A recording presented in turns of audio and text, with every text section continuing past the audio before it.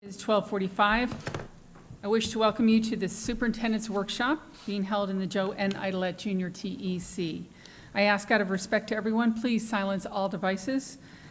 Also, if you have any material you wish to share with any board member, please give that to our Executive Assistant, Mrs. Moray. She's seated right there. We'll take a break every 2 hours if needed before that.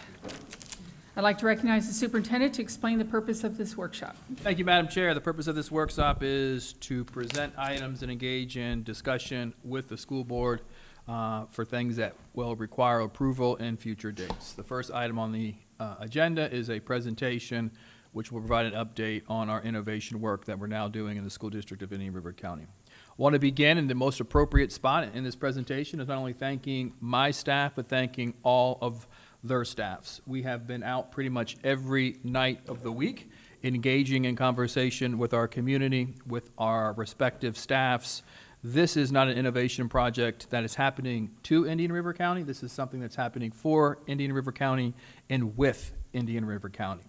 So we've had the opportunity to engage in about 18, 19 different presentations. At this point, I've actually lost count in terms of providing the opportunity to engage in discussion, receive feedback to ensure that we get this right, because not only do our children in Indian River County deserve it, all other counties are watching in terms of what Indian River County does. So this is very, very important work. This update provides it's a twofold approach. One, the Q1 update, and then ultimately the innovation update as well. As you recall, you all approved a 2-year strategic plan that's focusing in on 3 key areas. Our community being fueled by innovation and driven by leadership. When you look at what we've accomplished during the first quarter, a significant amount of work has taken place. The digital discovery, critical thinking courses, enhancing the quality of programming in our critical thinking courses is something we were able to accomplish this year.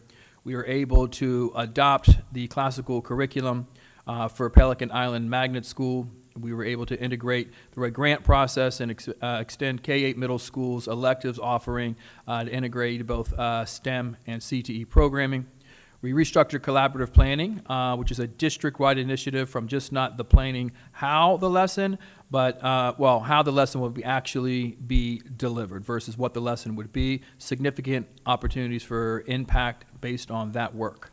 Once again, reaching beyond the classroom into our community and creating additional partnerships, whether it's Riverside Theater, FPL, Florida Department of Education, Cleveland Clinic, McKee Botanical Gardens, just outstanding programming. We're having the opportunity to get beyond classrooms and into our community. Extended a new K-8 collaborative planning for our 6th grade teachers. So those 6th grade teachers are not planning in isolation, they're planning together. So even though they're the only 6th grade teachers in one of the 4 different schools, they still have the opportunity to connect and engage from other adults who are doing the same work. We lifted, which was humongous, our new website, which enhances the opportunity to connect across our system. We are finding great success in connecting our community through our pillar events. And then a brand new standard response protocol under the leadership of Mr. Jaime Aberte, who's not with us right now, but significant enhancements and partnerships with the Sheriff's Office, local law enforcement in that specific work. From the last time that we've met, we did receive a improved financial rating. So we're very, very happy of this work. This is just not only a positive fund balance and fiscal responsibility, but strategic planning. So our default rating went from a double A to AA. Long-term liability is the strongest you can have, and certificate of participation A+ to AA negative. So significant work being done. This isn't something you would find to be the norm across the state. So we're very, very proud of this work, and we need to be doing everything in our power to protect those ratings. As we engage in this upcoming conversation, as I was saying, we have been out and about throughout the community, really listening and driving innovation. So we've driven innovation across our system, and the board knows I will not regurgitate the entire presentation, but I do want to talk through our innovation initiatives We're doing this in order to ensure long, stable, innovative programming across the board, enhance the ability to have programming in our schools that is ultimately aligned across each and every single feeder pattern, while at the same time ensuring fiscal responsibility. This is a balanced approach, and it really begins with innovation, looking at the programming in schools, the alignment of programming, while considering all things that make up public education in the school district of Indian River County. So we have looked at trends in choice, we look at demands in terms of what parents want, and then problem solved around underused facilities in order to determine if we're really going to act in the best interests of our community. We have to step back from the current way of work, evaluate demand, and then create offering that ensures every single child has the opportunity to be successful in the future. So we looked at our facilities capacity, how it's being used, and the impact, and long-term impact actually, as it relates to schools of hope and under-enrolled schools.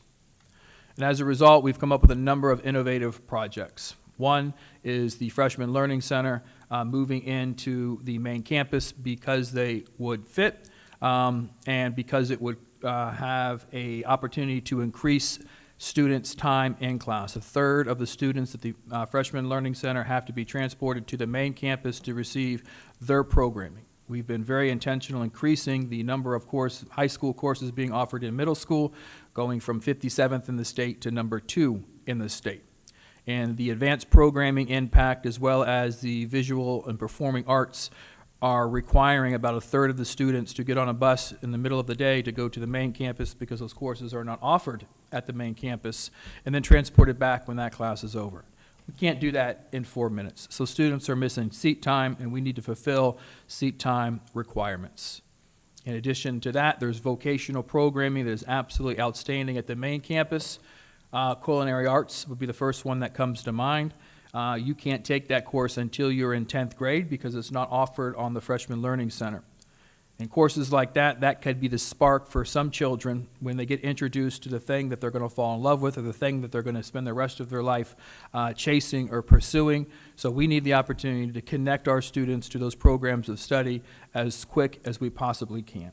The operating cost of this innovation initiative results in a savings, overall savings, about $1.2 million. Oslo Middle School moves into the Freshman Learning Center.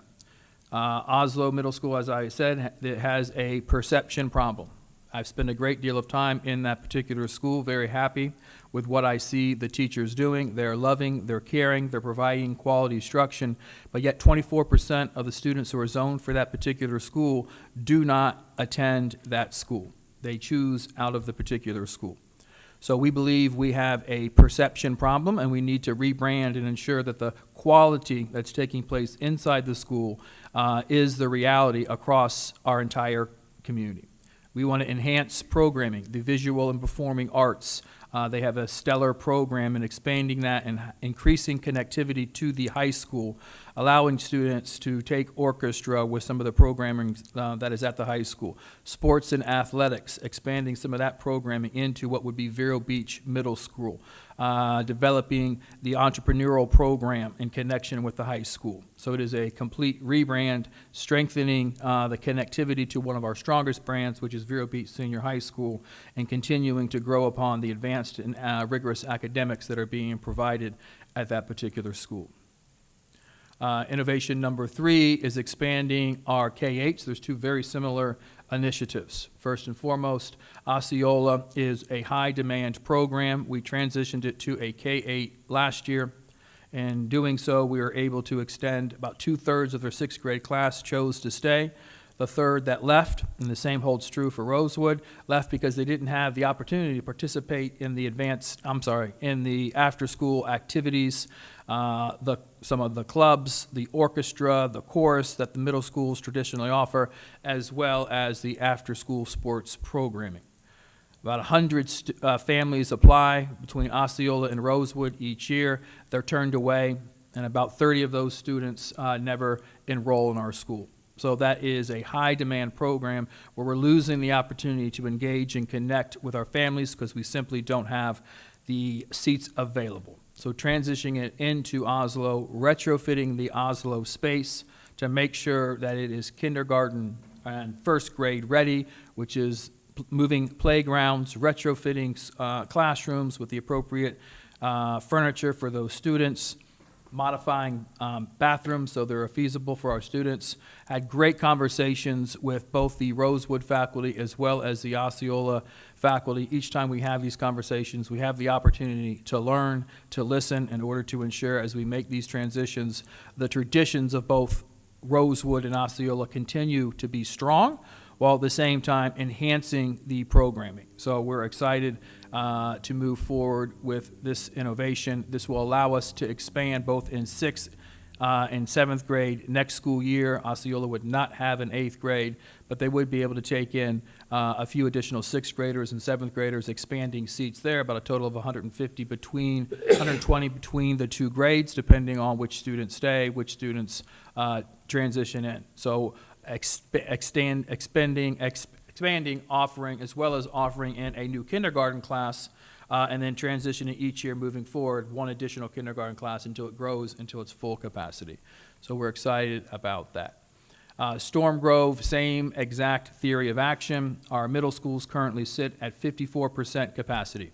54% capacity with only 4 K-8s that are transitioned having 6th grade. So next year they'll add 7th grade. The year after that, they will add 8th grade. So the projected enrollment, if we choose to do nothing, is 45%. It is clearly something that needs to be rebranded. It is clearly a choice that parents are not making. So we cannot justify enrollment of 4 middle schools when the current programming is only at 54%. So we would move Storm Grove, allow the Rosewood students to come in and populate that building without displacing the current 6th and 7th graders at Storm Grove. So they would continue on at their current facility and they would allow to finish the program. So we're not displacing any Storm Grove students, and then redo the boundaries, and I'll show you what those boundaries would look like in a minute, to function as a 3 high school community for Vero Beach Middle School, Gifford Middle School, and Sebastian River Middle School. And while at the same time enhancing the programming at both Gifford and Sebastian River. Gifford has a very strong advanced academic programming. We're going to align the gifted program that was very strong in our elementary schools across the system in order to really enhance some of that programming, some of that feeling in the gifted space, moving it into the Gifford programming, which is already established. It's the only middle school that is actually growing in our community. And then the IB programming on the north side of town, which is at Sebastian River Middle School, strengthening the pipeline not only at Liberty, which has a strong IB program, but at Sebastian Elementary, at Treasure Coast Elementary.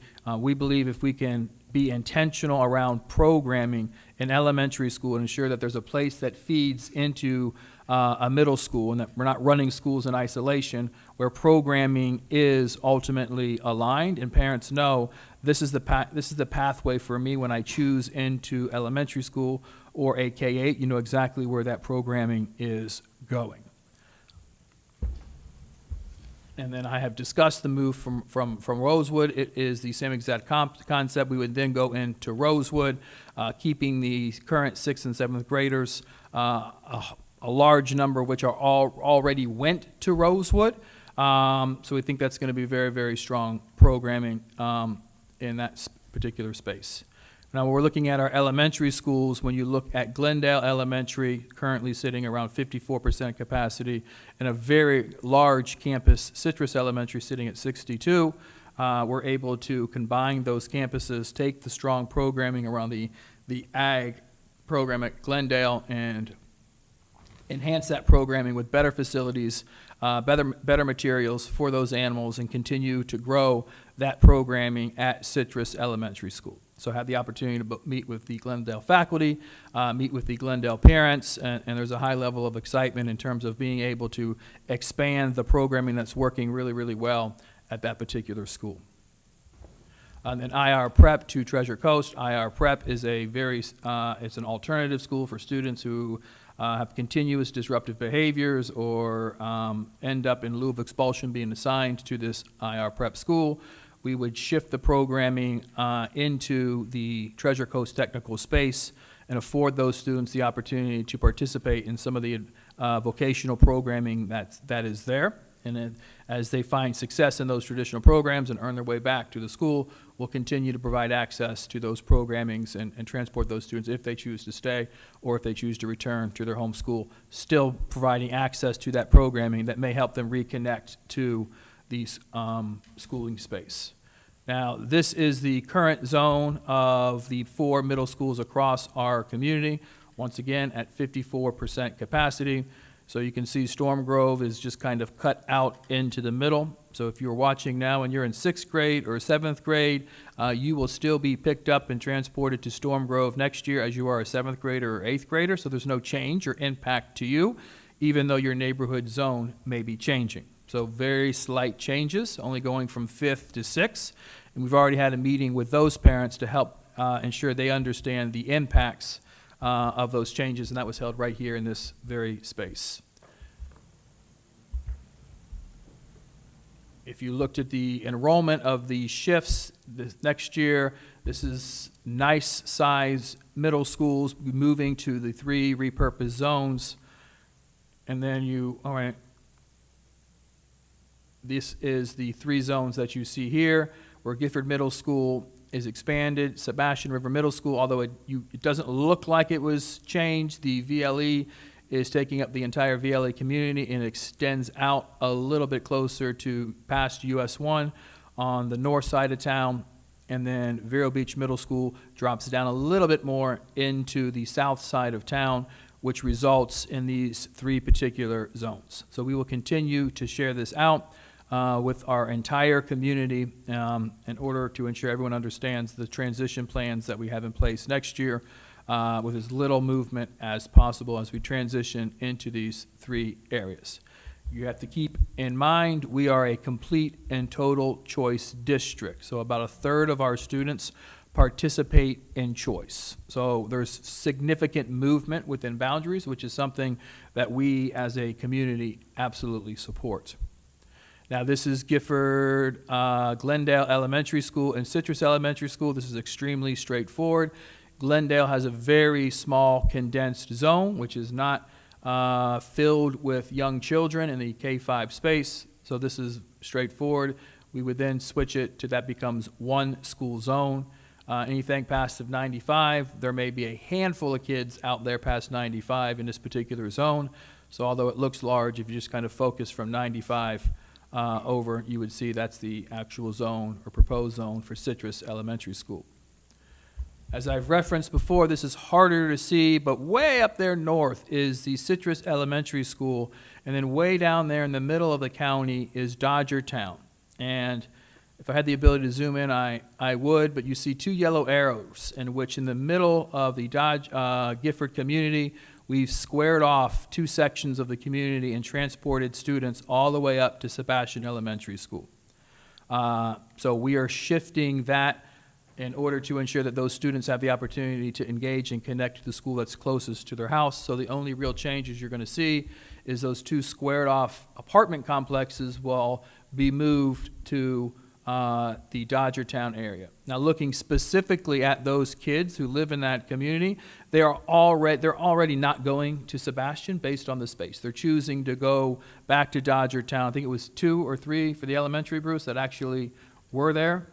So you're really not changing anything that's already not in place because those students, based on how far that zone is, have already chosen not to do what this zone says they should do. In Sebastian Elementary School, we've also began the conversation. This work is still in the midst of being done, but we've had significant conversations, whether it be with my student advisory groups, whether it be with the faculties. When we were at the high school, we engage in the conversation about start times. I've said it from the very beginning. I think 7:05 is too early of a start time. So in speaking to the faculties, I think there's consensus 7:05 is still way too early, but don't go too much further because we have students who have the opportunity to reconnect or provide care for their siblings, the after-school activities, the jobs. So if we're able to move it back some, that is a initial starting point. So moving from 7:05, a 15-minute pushback to 7:20, getting out at 2:07 for our high school, pushing that day back 15 minutes. And our middle schools, which currently start at 8, now starting at 8:10, so only a 10-minute pushback for them. But we're also pushing the K-8s, which currently meet with the elementary school start times of 8:50, back to the 8:10. That aligns the after-school and sports programming as those middle K-8s get to full capacity. They'll have the opportunity to do sports and things like that, so we want to make sure that those times align. And then only able, pushing the elementary back 5 minutes. So we're able to do this because of the combination of the Freshman Learning Center into the main campus, because one bus was transporting both schools. So we lost 15 to 20 minutes picking up students in one campus and then going to the other.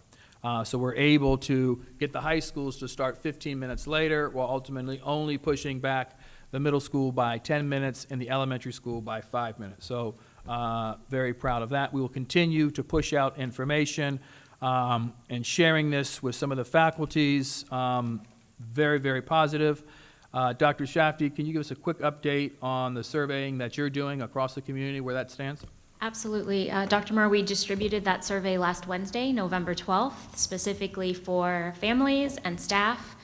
To date, as about 11:30 this morning, the family feedback survey has 1,259 responses. Of those responses, 59% are very or extremely supportive. You add the qualifier of moderately supportive, and approximately 73% of our families support this proposal, with the greatest benefit being better alignment with their family routines. For our staff, we have 541 responses. Overwhelmingly, 53% of those responses are classroom teachers. We also have support staff feedback and instructional staff feedback. Again, extremely and very supportive, we are sitting at approximately 63%. Moderately, very, and extremely supportive, we are just under 80%. Again, the biggest potential benefit identified is better work-life balance for our staff. All right, so as Dr. Shafty said, those are very encouraging results, but we just started to collect that information next Wednesday. We're still on our road show, so we'll be out this week as well. We were out every night last week. We'll be out every night this week, with the exception of Friday, but we'll be at a district playoff game on Friday. We'll be doing the town halls at the at the main campus on Thursday. 17th and 18th. Well, I can't see it, but I know we're going to Sebastian River Middle School tomorrow, and then the main campus on Wednesday, and engaging with Oslo's faculty, Citrus faculty, Wednesday morning, and then Oslo's faculty parents Thursday night. This is exhausting, but ultimately we're taking the time to connect and engage with the community, to learn. As I said, this isn't something that's being done. It's being done to the community. It's being done for the community and with the community. So I will continue to keep the board updated. We are going into public hearing for the boundary changes and shifts this evening, come back on December 17th. And then really what that does after December 17th, pending board approval, is the starting point for creating the most innovative school system in the state of Florida. And doing this allows us, yes, to reduce the number of schools, absolutely. But when you look back to where our fund balance currently is, the driving force is to increase and innovate flexible options for parents. And as you look at students choosing a way, a big piece of that information is public education hasn't changed in 25, 30 years, but the students who are in our classrooms have changed drastically in 25, 30 years. And somebody has to be bold enough to acknowledge that and then create an environment that works for our students and create a system that has a portfolio that meets the needs of all families in our community. So that's not an easy task, but I am absolutely so encouraged when I listen to the team who is problem solving. We've had opportunities to engage with pretty much the entire staff over the last several weeks. And this isn't something that's being done in isolation by any means. It's being done across the system, and it's so exciting to have like-minded individuals coming into this work to say, hey, let's transform a system. So work's still to be done, but that is the update. Thank you, Madam Chair. All right, thank you, sir.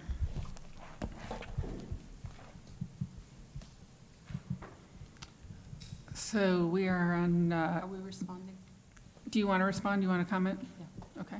Are you going to give everyone an opportunity? Sure. Okay. All right. Dr. Moore? Yes, ma'am. A couple of things. Thank you for the presentation, by the way. I know that this is tough work, and I'm grateful for everyone, for your cabinet, and for all of the staff who are really doing the heavy lifting in this messaging and getting the word out to our community. Couple of questions that I have.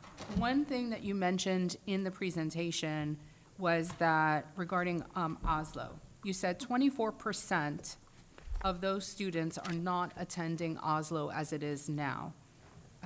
You said that there was a perception problem, and because of the perception problem, there needed to be some rebranding. Are you there? Are you with me? Okay. So my question to you, or I don't know how you want to respond to it, is it really a perception problem, or is it a real problem?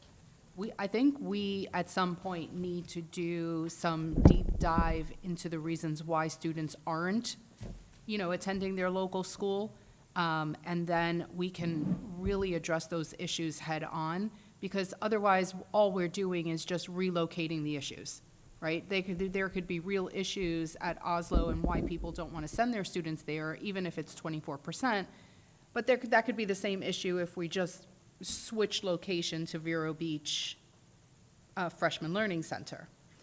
So I know what you're going to say. I know what your response is, which is good, and I want to have this opportunity for you to be able to say, the perception problem, is it academics?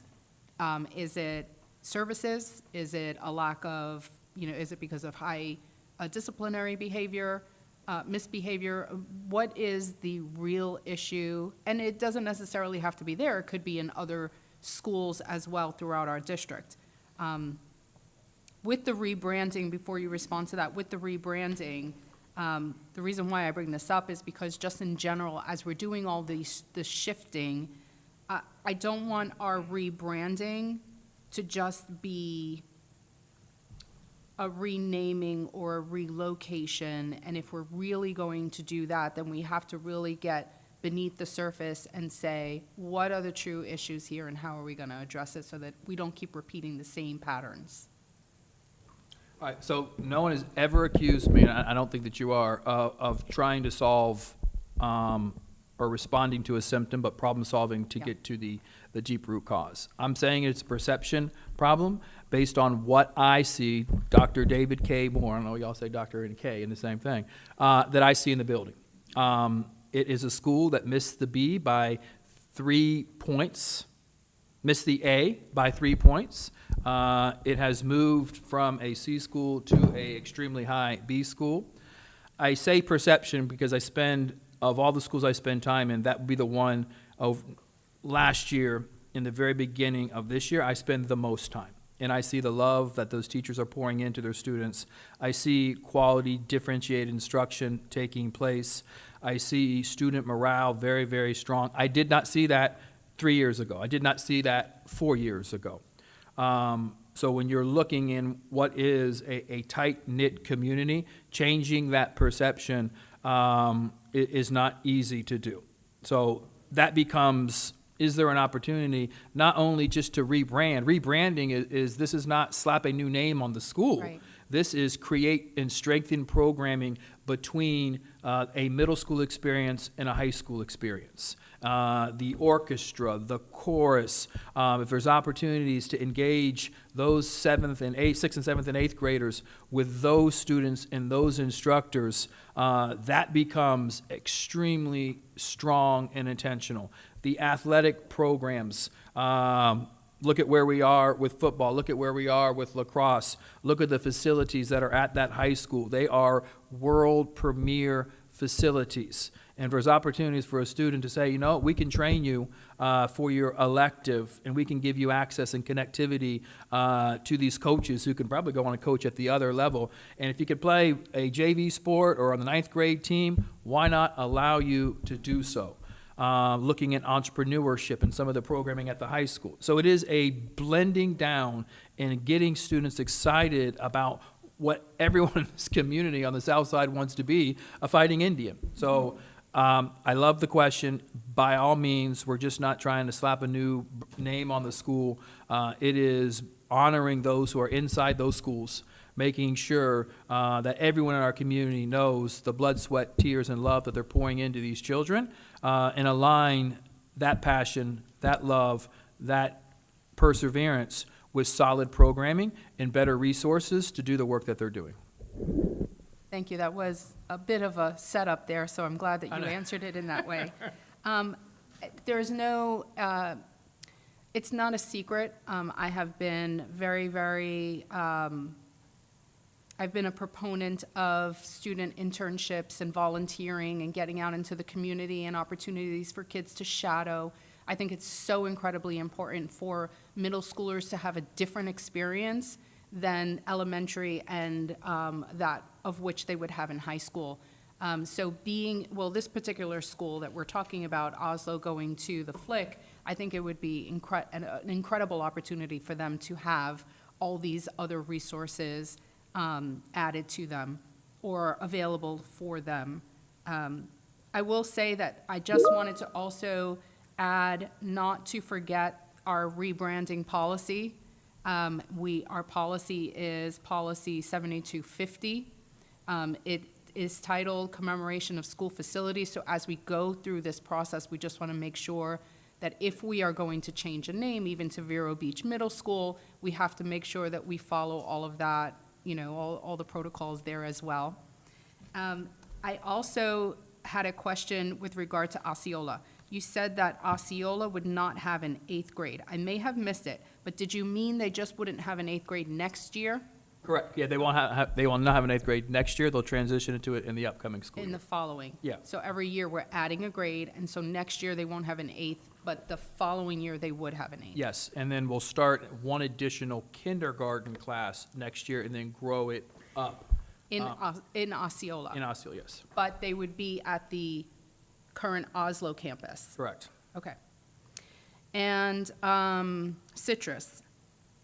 Several years ago, I know I'm going to look at Dr. Shafty here. Several years, maybe Ms. Besura, if you remember, several years ago, I pushed really hard for Ag Vet Tech program. There were some tours, I think, that went on with, that we had here. I think staff went to Westwood High School in Fort Pierce to take a look at their programming and their scheduling there, because they have a phenomenal vet tech program at their high school. I don't know where it went. I know Mr. Bass was here. We even went to some farmers FFA meetings. And to hear that Citrus is going to expand on this opportunity is so exciting. And I can see the longevity of this program growing into, a middle school somewhere and then a high school somewhere. I've always had this vision for a vet tech program. I know, I've said it before. I've always had this vision where the kids had land and they had cows and they had chickens and they had, all the things, citrus plants and, and they can grow it, and even goats, and they can sell the milk at the local farmer's market. In my head, I see such hands-on opportunity for this school, and with a collaboration with, one of the colleges and universities, UF, potentially UF, University of Florida. If you're hearing, we're interested and we might be interested. Anyway, so I have this idea so that it could be a dual, in-site high school experience and dual enrolling experience and hands-on and all the things. So to hear that Citrus, we're starting with Citrus here is just, it's awesome. So I'm excited for that. I would love to see where this goes, and I assume they have the space for it. But it would be fantastic if they would, I don't know if they're adding some kind of partnership with the fair, with the annual fair and with 4-H. That would be a great partnership with them somehow or another, so that students have that opportunity as well. Yeah, you wanted to say something? No, the programming at the school is absolutely outstanding, as you were saying. There's not an elementary school curriculum, so they've modified the middle school curriculum and pulled it down. They have a number of partnerships, and we're working with the staff to solidify each of those partnerships. Some of them we're in the midst of, to expand it across the community. And one of the commitments that I'm making is when you start an elementary school programming, it has to lead to a middle school, and the middle school has to lead to a high school. Otherwise, if we have a aerospace program in elementary school, and you fall in love with aerospace, and it's a school run in isolation, meaning where do I go for sixth grade to expand on that, then that's shame on us. And we have that, I say aerospace because I think that's Indian River Academy, but we don't have the intentionality of middle school programming. So we need to make sure if we're investing in these programmings that we're not setting a kid up to fall in love with something and then not have a place to take it. So there's a lot of work to do in the schools that I didn't even mention of aligning these programmings, those programs across the system. And it's just really, really exciting to ensure that we have a true pipeline created. Well, I appreciate that. Fellsmere is a perfect example. For a long time, I was saying these students, a lot of the families at Fellsmere with the dual language program, they want to extend it. They don't just want to stop in 5th grade. They want to extend 6th, 7th, and 8th grade dual language learning. So this is a great opportunity for them. They started that, and they're going in, the kids are in 5th grade now, just to make you feel old.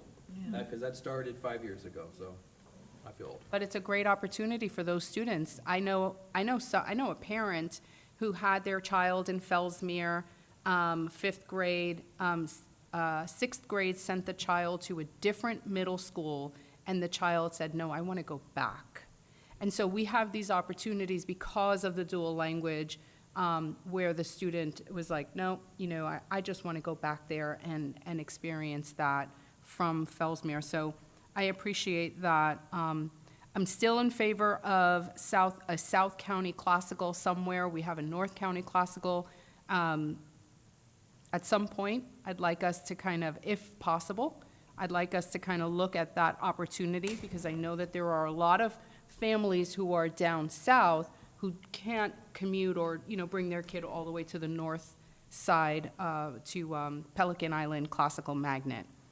I don't know if this would be a good opportunity, since we're talking about school choice, to bring up the discussion on the 4-day work week for middle schools.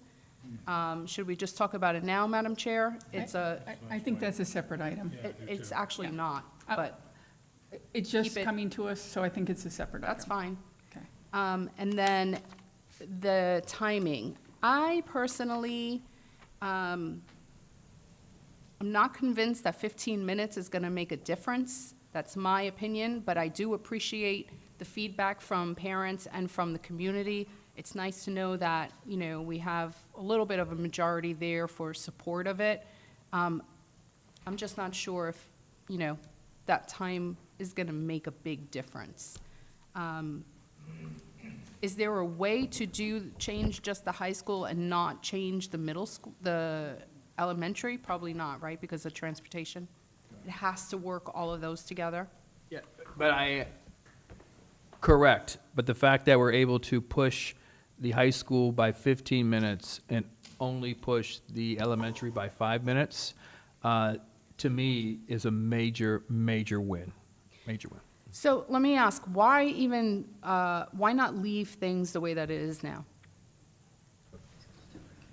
Timing, the time schedule. So my initial response, and this is just Dave Moore, you know, when he's out super early exercising with his wife, 7 days in a row, and you're walking and it's pitch black.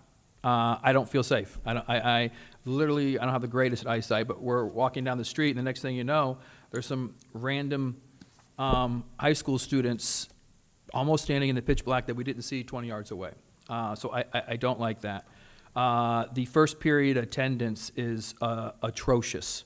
It is very clear when you look at first period in comparison to second period, we're missing opportunities to get kids in school. So I know it's only 15 minutes, but from the life of a high schooler, 15 minutes is huge. So it allows us to get to kids to school without the impact of pushing back the other configurations too late. So I think I just don't like 7:05. 7:20 is in listening to the students and listening to the high school faculty, I felt it was a good landing spot for year one, because at the end of the day, we're saving the time from the transition. So we're gonna have to evaluate, reroute all buses on the south side of town, and then if we can end up saving more time, because the K-8s mostly don't have transportation. They have bus depots, and we're going to have to expand some bus depot stops because of the move of locations for parents, and we've agreed and think that's the right thing to do.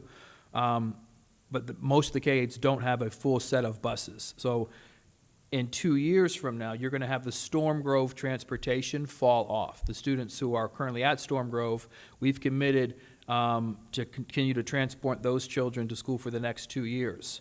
Then we're going to have a number, just a lot of flexibility. I think 14 routes. I think they have 14 buses at Storm Grove. Those 14 routes that we won't be running.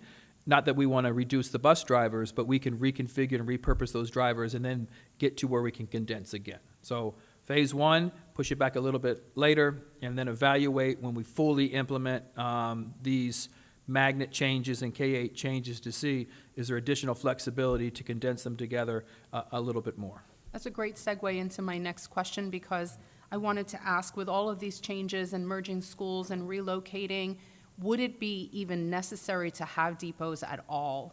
Where we have the opportunity, every parent in our district, even if they are a choice parent, they can ask for transportation, and transportation will be given to them. So the answer already is yes. Okay.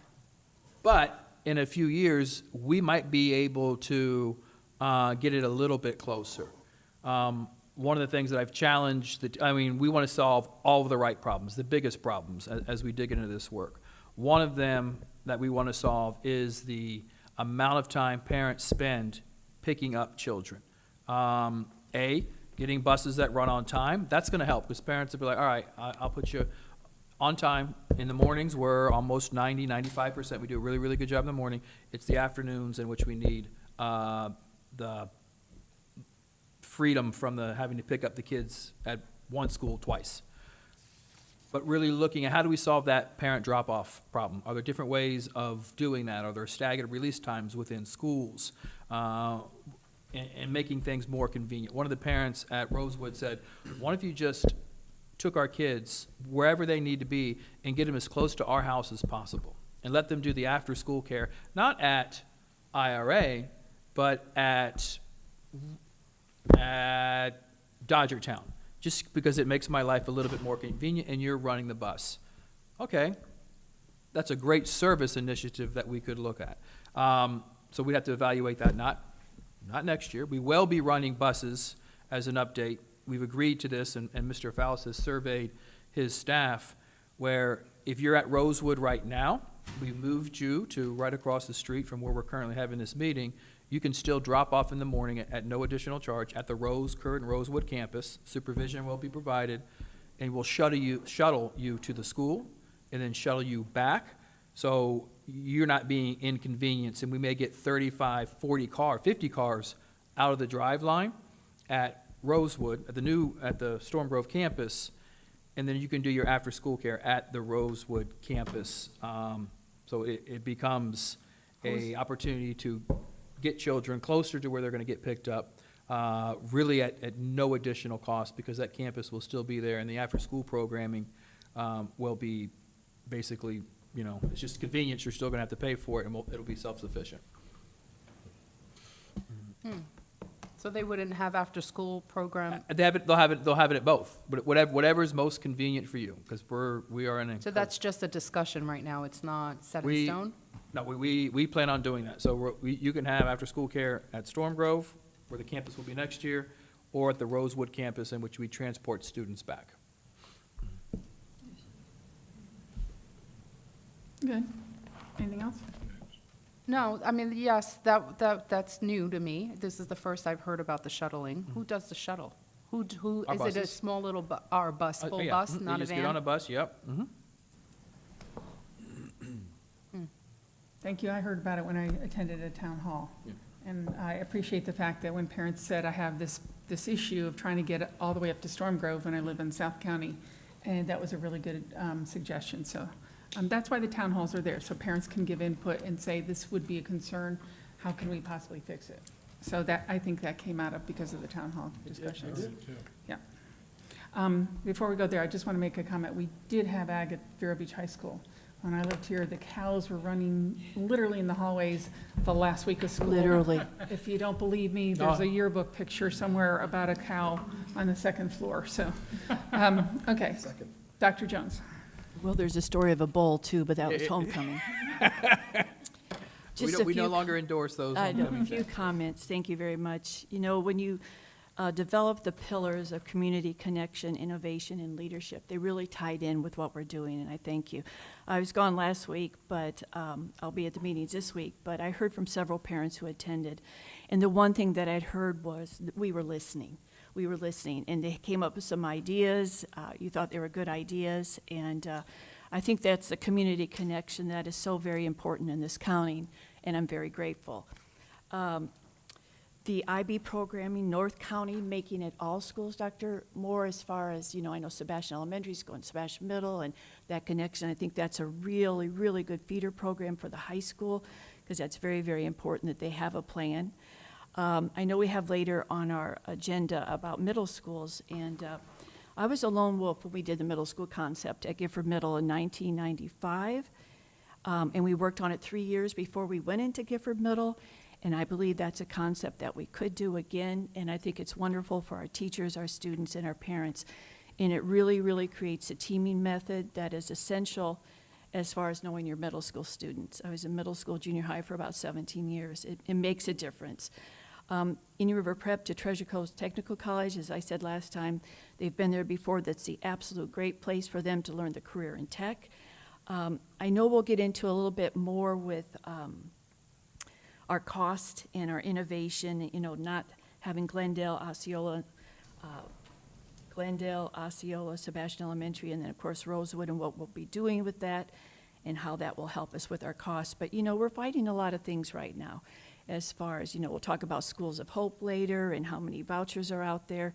But what we are doing, I think, as far as, and I think we'd be doing it anyway with you, what we need to align our elementary, middle, and high schools a little bit better, because I think when you look at the overall, you look at our public schools, and I'm out at a lot of meetings and events, this community cares about us. This community wants us to be successful. We want to keep our wonderful teachers, and I think it's just something that you going out to the to the faculty meetings, I think is important. Dr. Burke, could you just summarize quickly, when you're out talking to faculties, what's their biggest concern? I know that's an open-ended question. Oof, I should have each cabinet member answer that question. Because we want to keep those wonderful teachers. So I think the biggest question is where do I have a job? Okay. That is the number one concern. And that's why we're doing this, as Well, far as. we're doing it twofold. So, and the example that I reasons. give, that I didn't give in this presentation, and when you have an elementary school at 2:30, 3:20, 3:40, and because we're a student-first district, Right. we're gonna provide them with the media special, the PE, the art, the music, but the small number of students don't generate those positions. So simply increasing capacity in elementary schools by shortening or pulling them into a better, reducing open capacity expands flexibility. Yes, you won't have those 2 art teachers, but we can absorb them because we're doing this now over the next 2 years, and we can find homes for everybody. So before we said anything public, it was, can we validate that we have homes for everybody over the next 2 years, and we do this now. And we've built such a strong relationship with our teachers, with our staff. Every time I was speaking to a faculty, a member of the executive board for both unions were there, and we were able to share, this isn't something they're hearing for the first time. We know we have to recreate job descriptions, and we're gonna have to do things differently, but it was very thought out and thorough. So I say that's the number 1 question. Good. And then we'll be talking later about what you'll do with the schools that how we will use those to our benefit. That'll be great. Thank you. All right, Dr. Pasca? Thank you, Dr. Moore, for that excellent presentation that I think kind of breaks down our proposed plan right now in a very palatable way for the community to look at. They can look at your slides and understand what's going on and potentially how it's going to impact that family.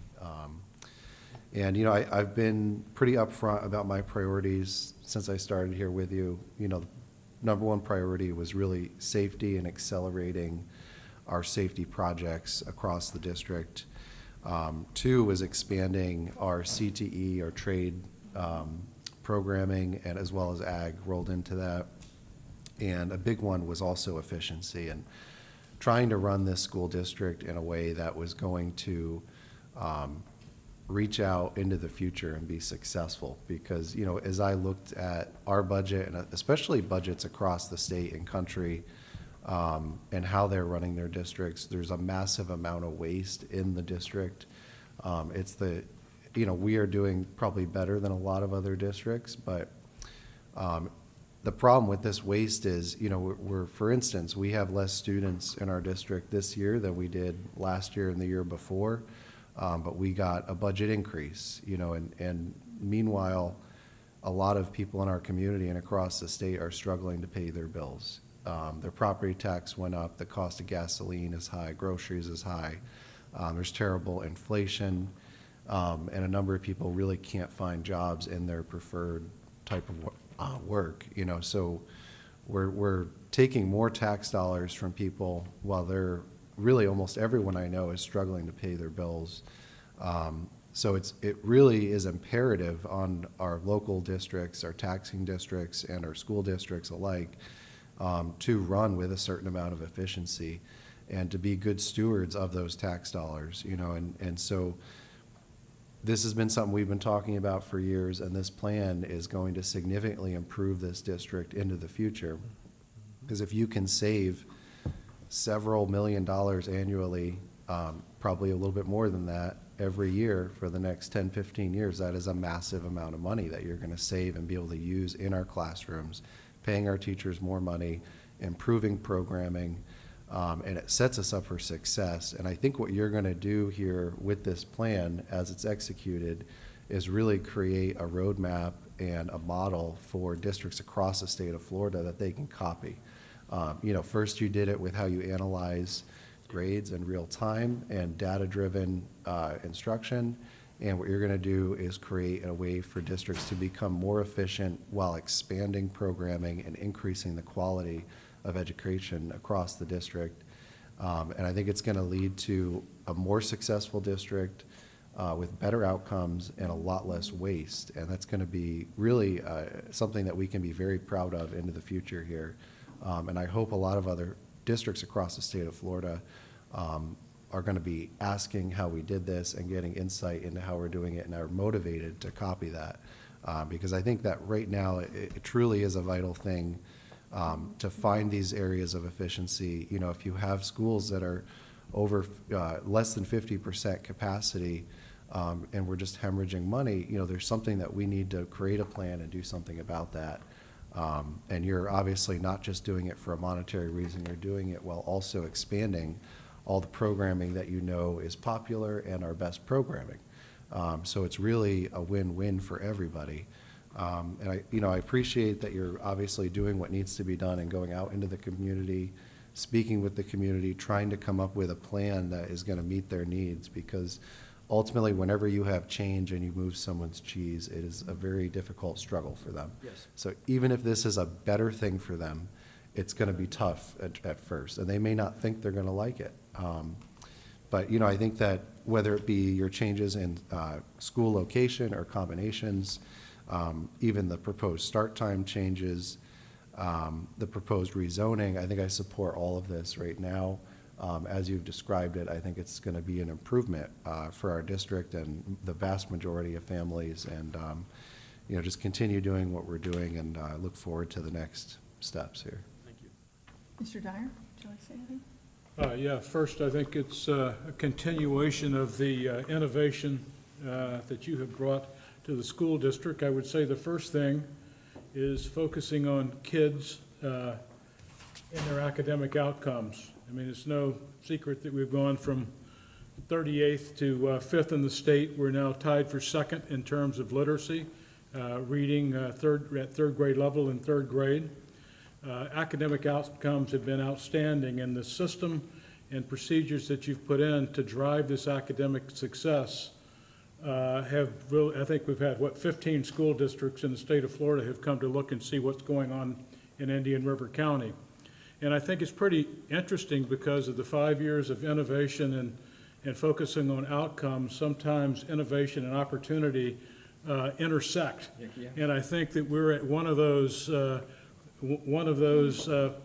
inflection points where we find that the defunding of public schools through the state, through the voucher program, through the Schools of Hope programs, and the fact that we have to not only ensure academic outcomes, but do it in a very efficient way. And the way to do that is through continuing innovation. I think to align curriculum from elementary school all the way through high school is terrific.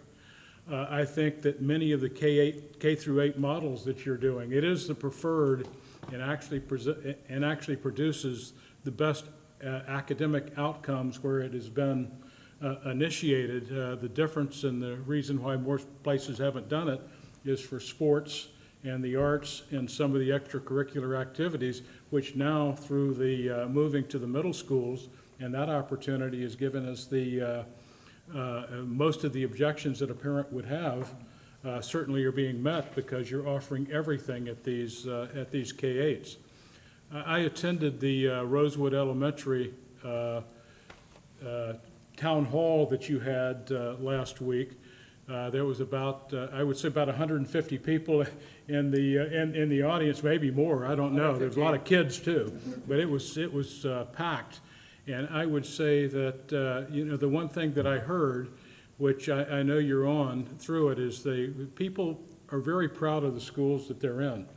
And everybody loves their school. And they are very attuned to the culture and to the community that's been created. And I think that one of the things that we have to continue to do is to ensure that this feeling of culture and community, as we move to the larger K-8s, is going to be continued, and that people feel like it's still their school and their community as we go forward. And I felt encouraged by what I heard at that town hall, and also thought that some of the issues that were raised, like the transportation and the hub that you addressed, were very good. And I think it's just terrific what you and your team have done to get the input from the community and listening. And all the constituents have been listened to and have been incorporated into the plan. So I'm very supportive of what's laid out and appreciate all the work you've done. Yeah, I'll second that. I think having a good assessment that your team did of knowing and considering each school's culture, their success, and their needs is probably step one, right? You went and looked at every school campus and said, what is it that's happening and what can improve and what can we save and keep? And so I think that's great. Not just the schools that are being moved around, but the schools that aren't being touched, I'm sure were also assessed and looked at that way. One concern that came to me were the ESC assistants. They're need or afraid of their jobs being eliminated. But I would assume that that means that the training that they had to get to do something else or whatever the need is, that's a concern, yeah, whether or not they need to be behavior tech or whatever. So that's the only concern I've really heard lately, other than parents, with pickup times and being in lines for 45 minutes to pick up their kids, my own daughter included. I had to do it one time. Oof, that's a long line. So that's great that we're going to be able to solve some of those problems. I think expanding on IB is a really great thing that we need to do in the North County because that program is what's so successful, and having it only in one elementary school really doesn't help with a feeder as much as having it in 2 or 3, which I think is great. Expanding on the magnets, you're looking at where are we improving, where are we doing well, and let's continue to expand that and work on those problems that we've had as far as with the other situations in schools. So at FSBA, they're going to have an opening speaker that is a demographer, and she's going to talk about, I think it's a she, she's going to talk about the population and what's happening across the world and in the United States especially, with what's going on with numbers of babies being born and things, and that'll be very interesting to listen to. There's also a session on downsizing, exactly this session right here. I'm actually moderating that one for the FSBA conference. And we're looking at small, medium, and large-sized school district and how they're doing this exact thing. I'm going to tell you I met with all those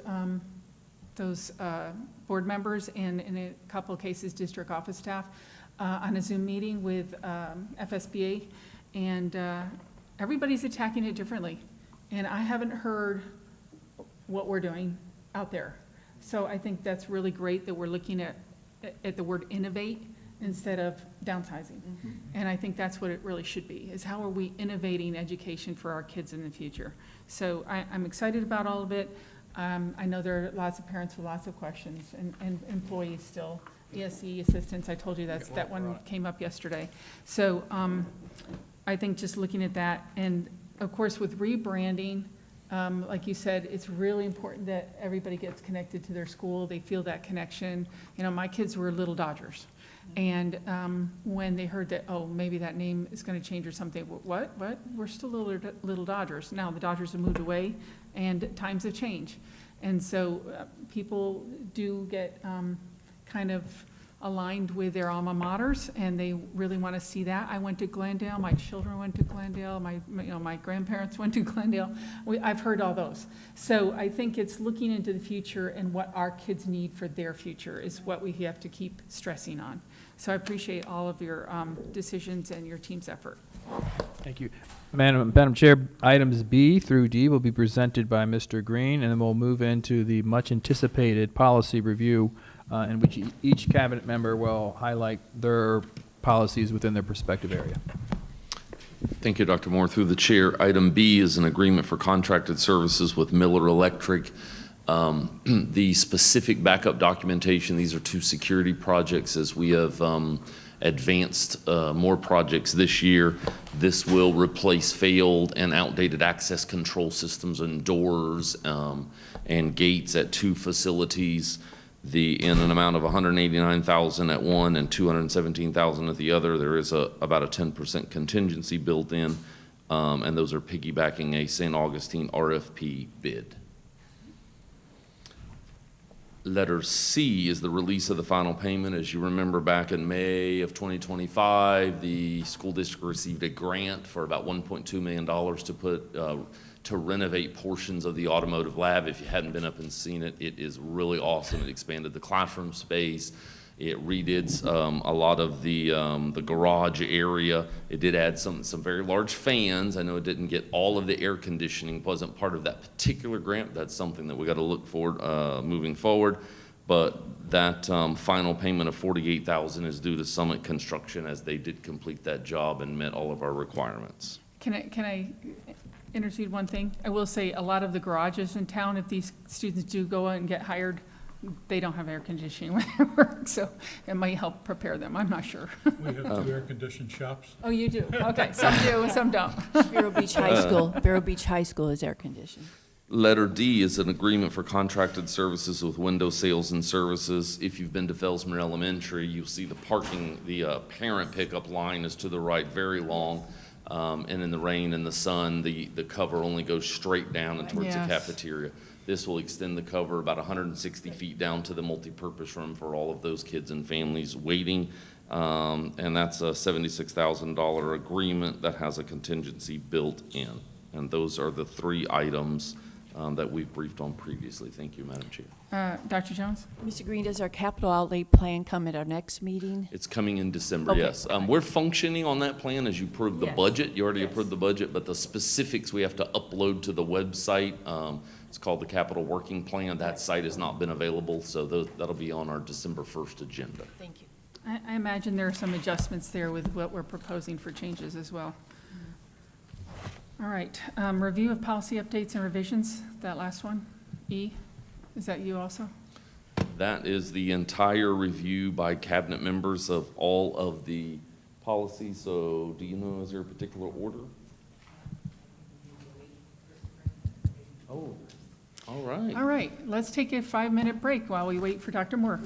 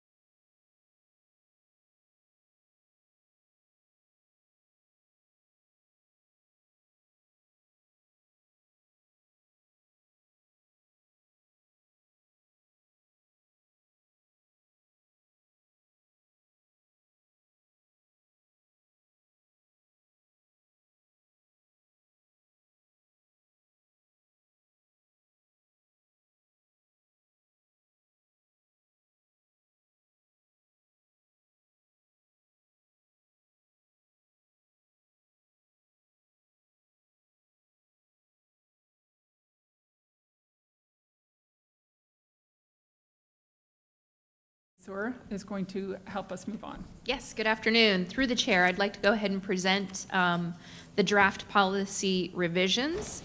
All of these were briefed with each board member individually. The first one is policy 2215, and this policy is essentially adding disability history and awareness instruction under our required instruction. The next one is policy 2280. This policy is adding, it allows for the PE requirement to be met in the secondary. 2 years of marching band will satisfy the 1 credit requirement for PE. Policy 2417. This one is changing some of the criteria around the required instruction around CPR training. It was previously in 9th and 11th grade. It is now 1 time in middle school and 1 time in high school. The next policy is a career and technical education policy. This is 2421. This policy is identifying the Workforce Education Money-Back Guarantee Program. And in our district, we identify, with TCTC, we identify welding, practical nursing, and medical assisting as our money-back guarantee courses. The next policy, 2520, this is around the selection and adoption of instructional materials. After just going through the instructional materials adoption out of cycle for Pelican Island Classical, it was important that we update our policy to make sure there was a lot of clarity around what that work looks like. So you'll notice some additional language and some deleted language. We went ahead and added some of the language out of the statute regarding the design serves a major tool for assisting in the instruction of subject or course. All of that language then was dropped into the section for non-state adopted instructional materials, so that our policy for the non-state adopted instructional materials will follow the exact same process that we follow for state adopted instructional materials. I have a question. Okay? Yes, Are ma'am. we going to ask questions now or after? Can we wait, let her present her whole thing, and then we can ask questions on anyone that she presents, please? Through the chair, I'm happy to assist in either way. But the next policy is policy 5114, and this is around our district's foreign exchange program. We went through and fleshed this out quite a bit. We did some things I'm very excited about. We eliminated the maximum enrollment number. It was 5 and it was 2. We left that wide open. If we have seats and we have available space, we will welcome our foreign exchange students. We did clean up a lot of the language around that, just to highlight a few things that are different, and you may wonder why. In section E, under the second paragraph, foreign exchange program, section E, we have students will be enrolled in grades must be enrolled in grades 9 through 11. We changed that to 9 through 12. And we also added the age requirements. The former age requirements were minimum of 15 years of age.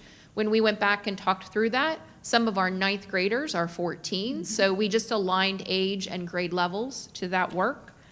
We identified the principal or the designee as the person supporting the enrollment at the school level, which is the way we do all of this under normal conditions.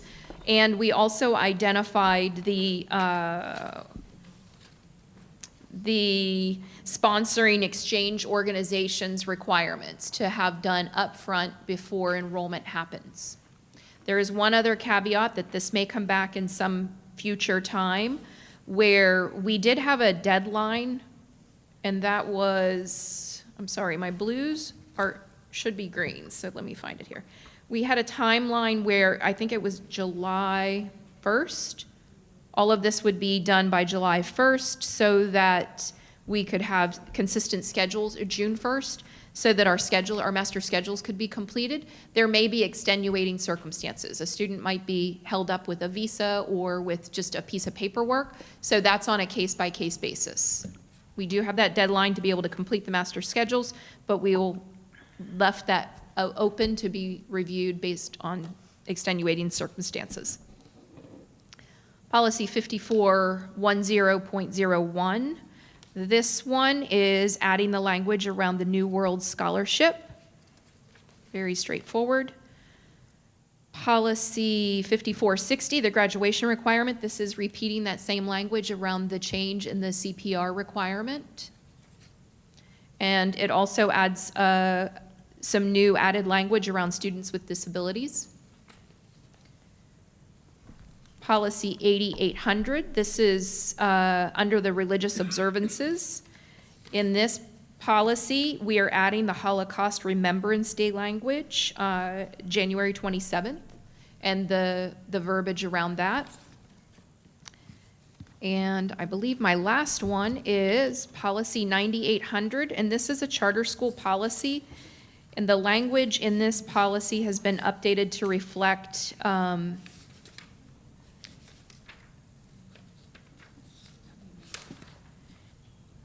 on page 4 of 9, the additional number 5, the bullet number 5, a landlord of a charter school or their spouse or an officer or a director or an employee of that, they may not be a member of the governing board of that charter school. So we have that spotlighted there. And the last part of this policy that has been updated is funding language at the very end.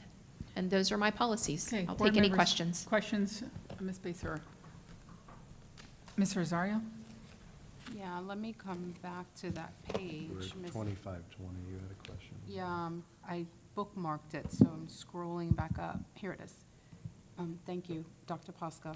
So this is my question is with policy 2520. Okay, I'm on page 3 of 8 okay. with that policy.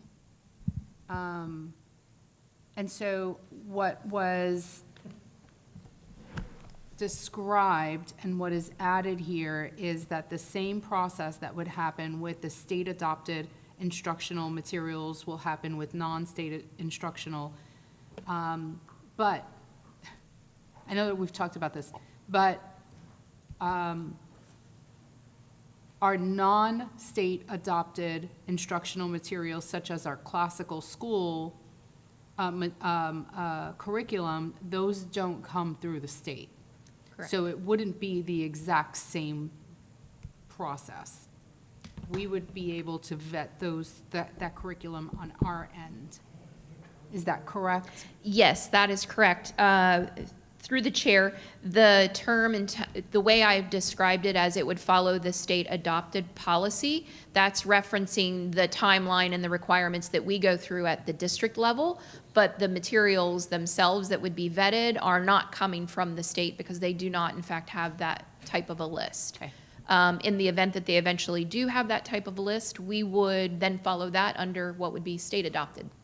But the practice and the timeline and the exercise that we go through for state adopted materials is the same practice that we will go through for non-state adopted.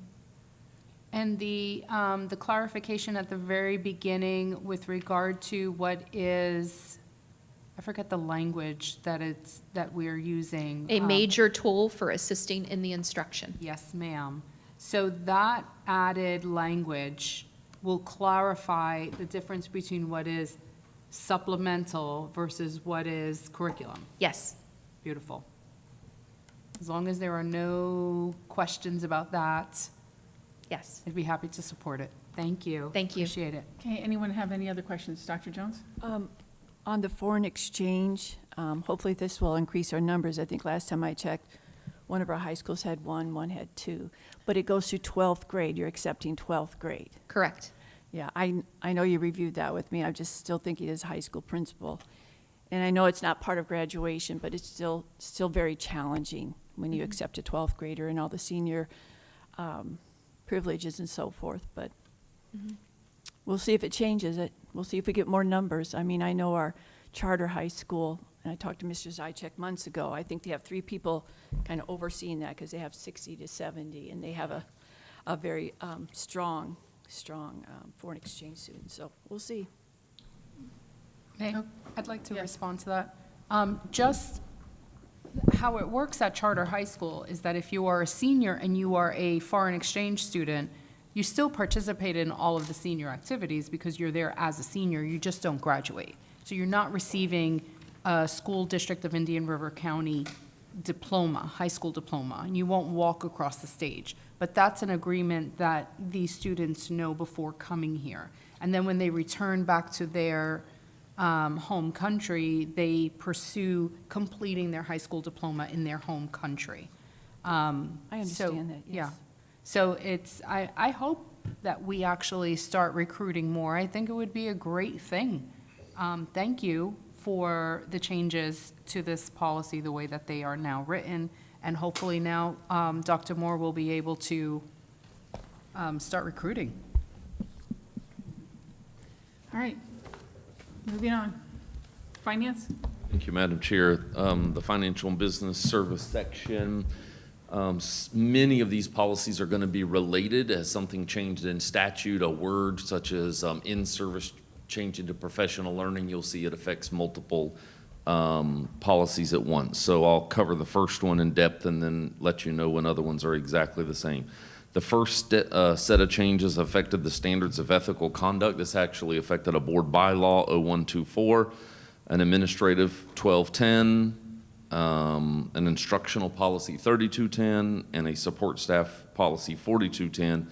And it added some language around gifts. And in the board bylaw, just make sure that that gift is limited to $50 or less to anybody who could potentially be doing business with the district, a lobbyist, a vendor. You guys have gone through all your training, but it just added that in there. It also added language around stolen valor. You'll see that across all of these policies, just ensuring that no one can misrepresent any military service in any way to receive anything of gain.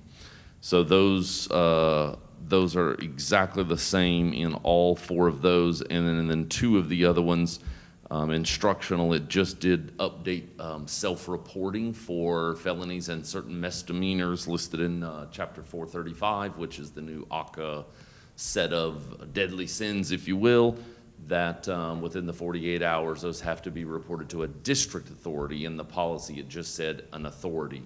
So clarifying they need to go to HR and self-report that within 48 hours. The next set of policies are around employment. That's going to be 1120, 3120, and 4120. And all of those are referencing the January 1st, 2025 Agency for Healthcare Administration deadline. That deadline is passed. We have implemented what's commonly called ACCA. We are using that background screening database. And on the 1120, a little bit different in the administrative, it actually removed a very old requirement that all administrators had to have a landline phone accessible at their house. As you can imagine, I think the superintendent in those days needed to be able to access his or her administrator, so it required a landline. We are now removing that. 3120 adds some different language around certifications that are statutory, defines primary instructor, district adjunct teaching certificate, something that we don't have here, but statute requires that your board policy contemplate it in case we needed a certain, someone in a certain field who had some skills. They could demonstrate mastery through either passing the test or taking the industry certification test and receive a certification that's part-time forever, or if it was full-time with a maximum of 5 years. 4120, same changes as above, but it also clearly defines that discharge during your 90-day probationary period, that's your conditional employment period, and there's no ramifications from the school district. It's just you're not working out in that 90 days, so it's a conditional employment. Teachers are a year. This is support staff, which is 90 days. The next set of policies are around background screening and employment checks. That's going to be 1121.01, 3121.01, and 4121.01. These all have to do with the ACCA, the Agency for Healthcare Administration. And basically, it says you have to have a link to that on your website, and when they're hiring, people need to know that they're going to go through that process.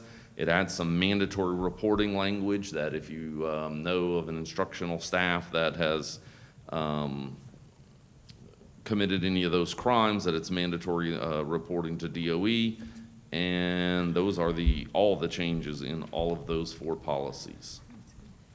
The next set is educator misconduct, and that's 1139 and 3139, and it simply changes the self-reporting that we've already discussed to a district authority, not just an authority. The next set under professional learning, 1242, 3242, and 4242, same thing. It changes a very specific name. In Florida statute, you must specify the Florida Educational Leadership Standards by name, which we have done, and it requires training on state-approved instructional materials, which we include in our process, and we do provide. The next set are the administrative salary and instructional salary compensation, 1410 and 3410. And it literally changes critical teacher shortage area words to high demand teacher needs area per Florida statute 1001.03. And that's changes in both of those policies. That's the only changes. The next section is under benefits, and actually these are local policies under benefits, 1420, 3120, and 4120. One of the sections within our benefits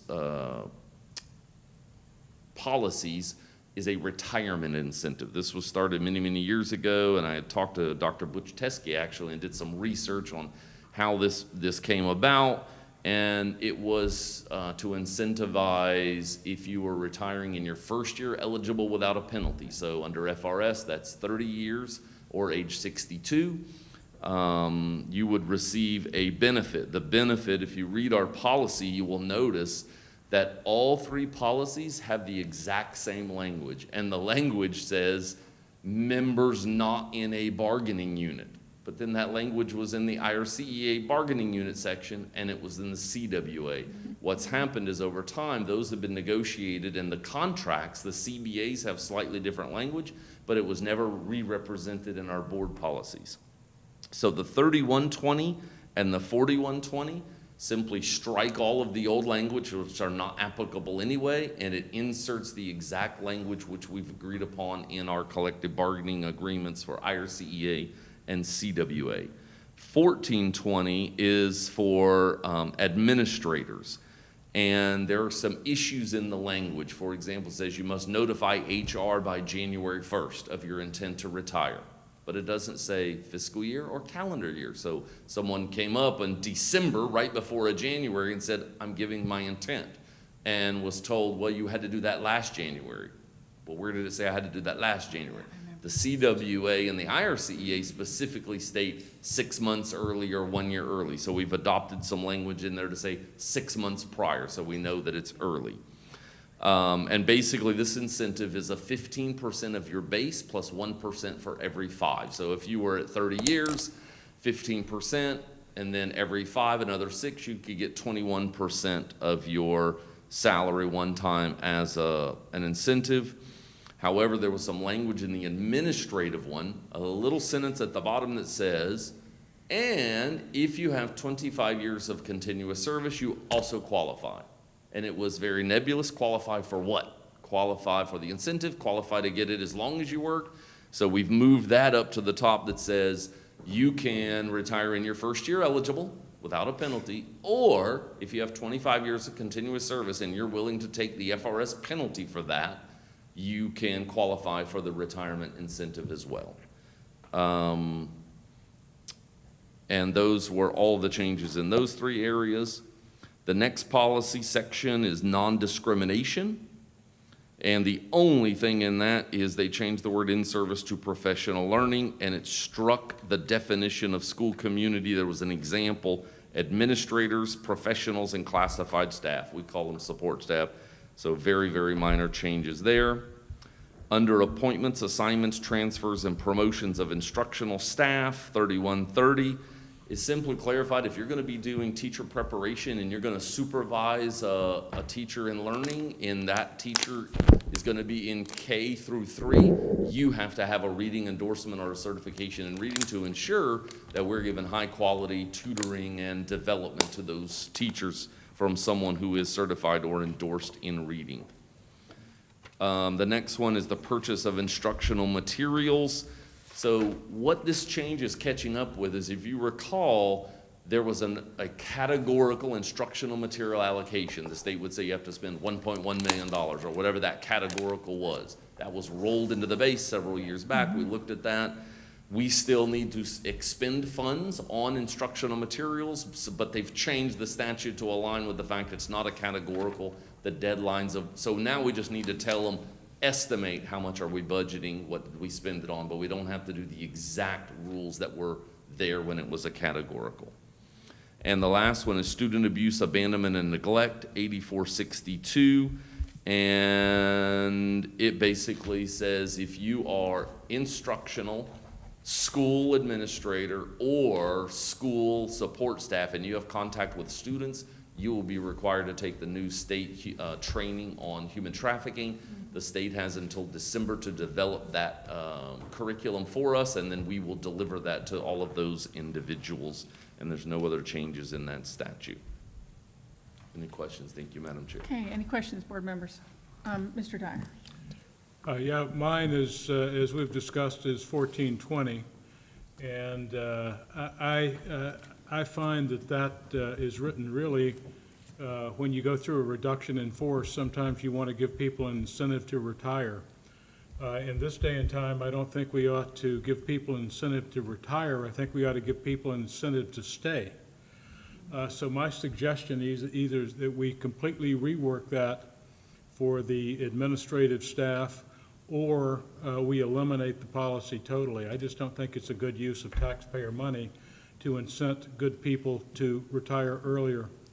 So I am really feel very strongly about the about trying to keep people rather than trying to encourage people to leave.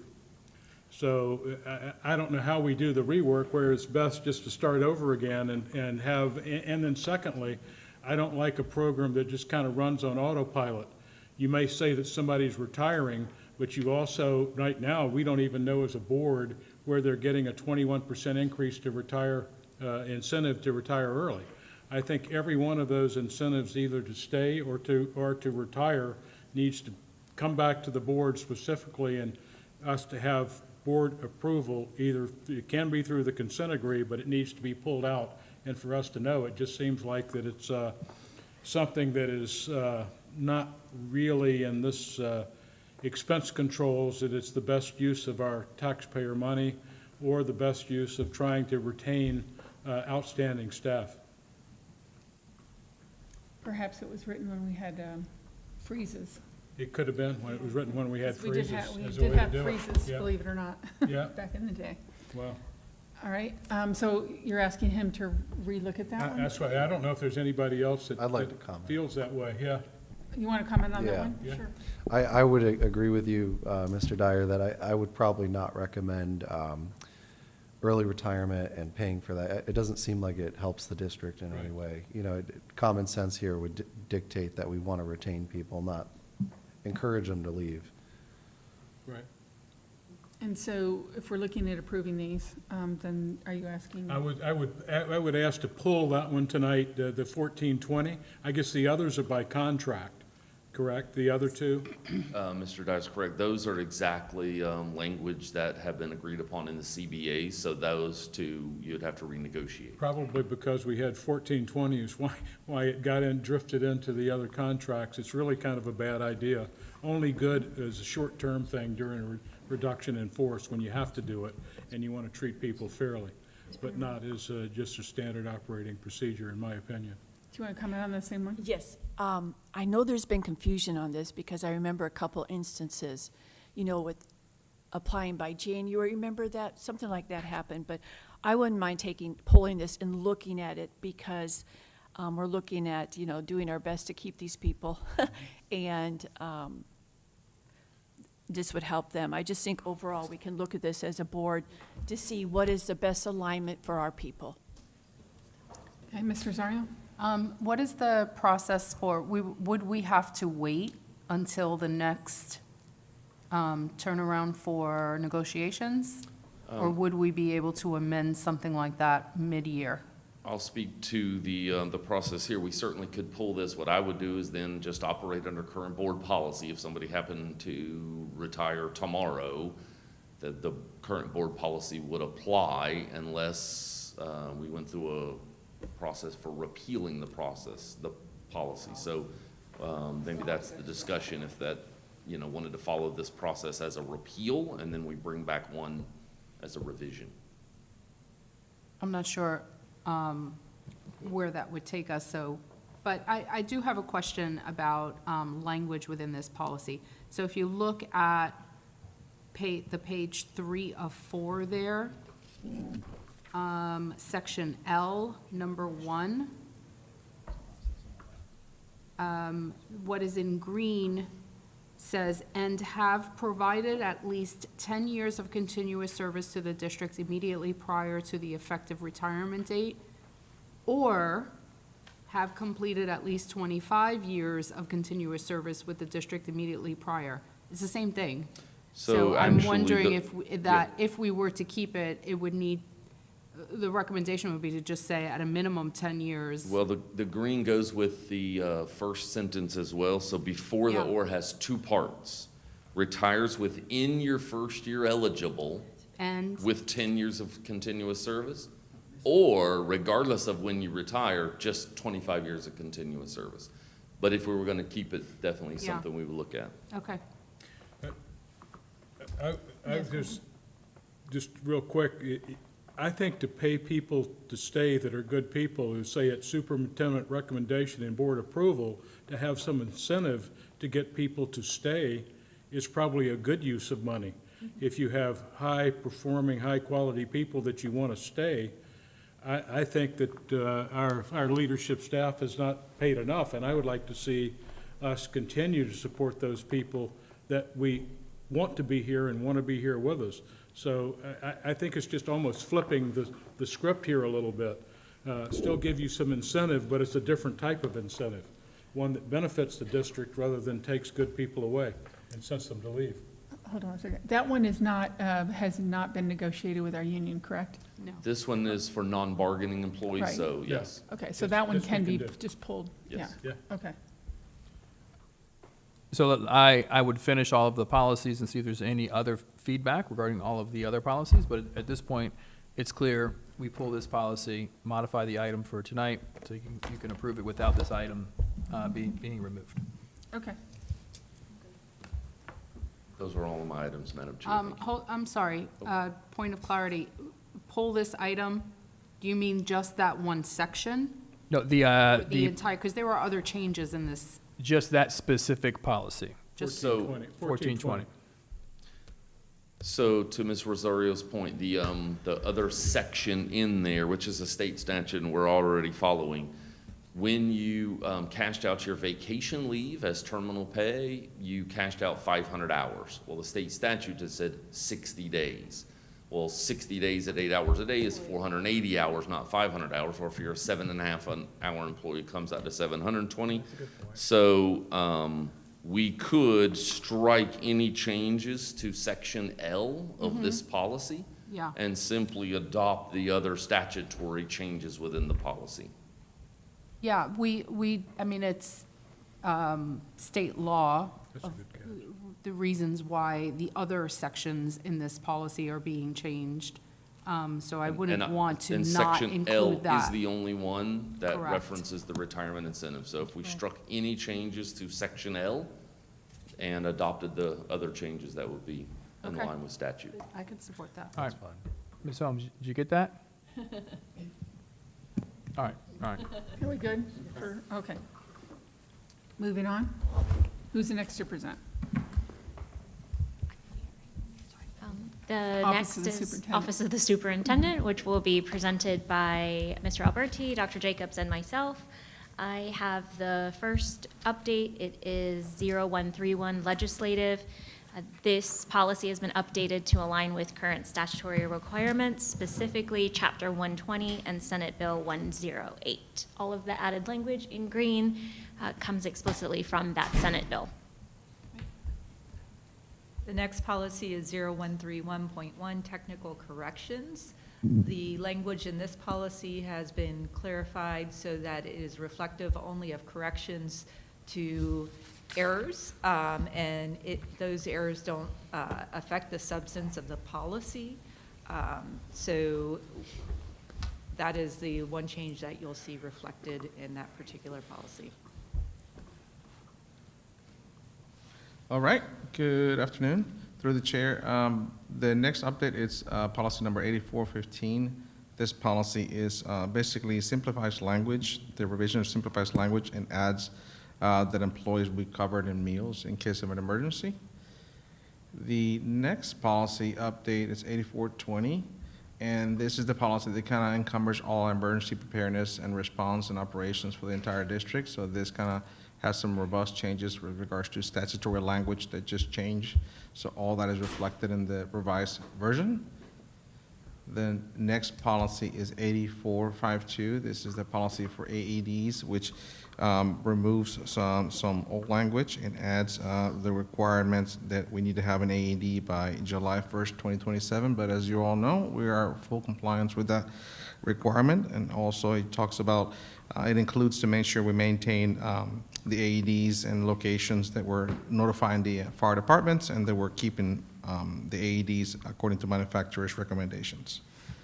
The last policy is 8470, which also was revised because it had some outdated language requiring some things that were just outdated, and now there's new language that addresses the presence of sex offenders in our schools. So that language is pretty clear, and it goes along with our Centegix visitor management system.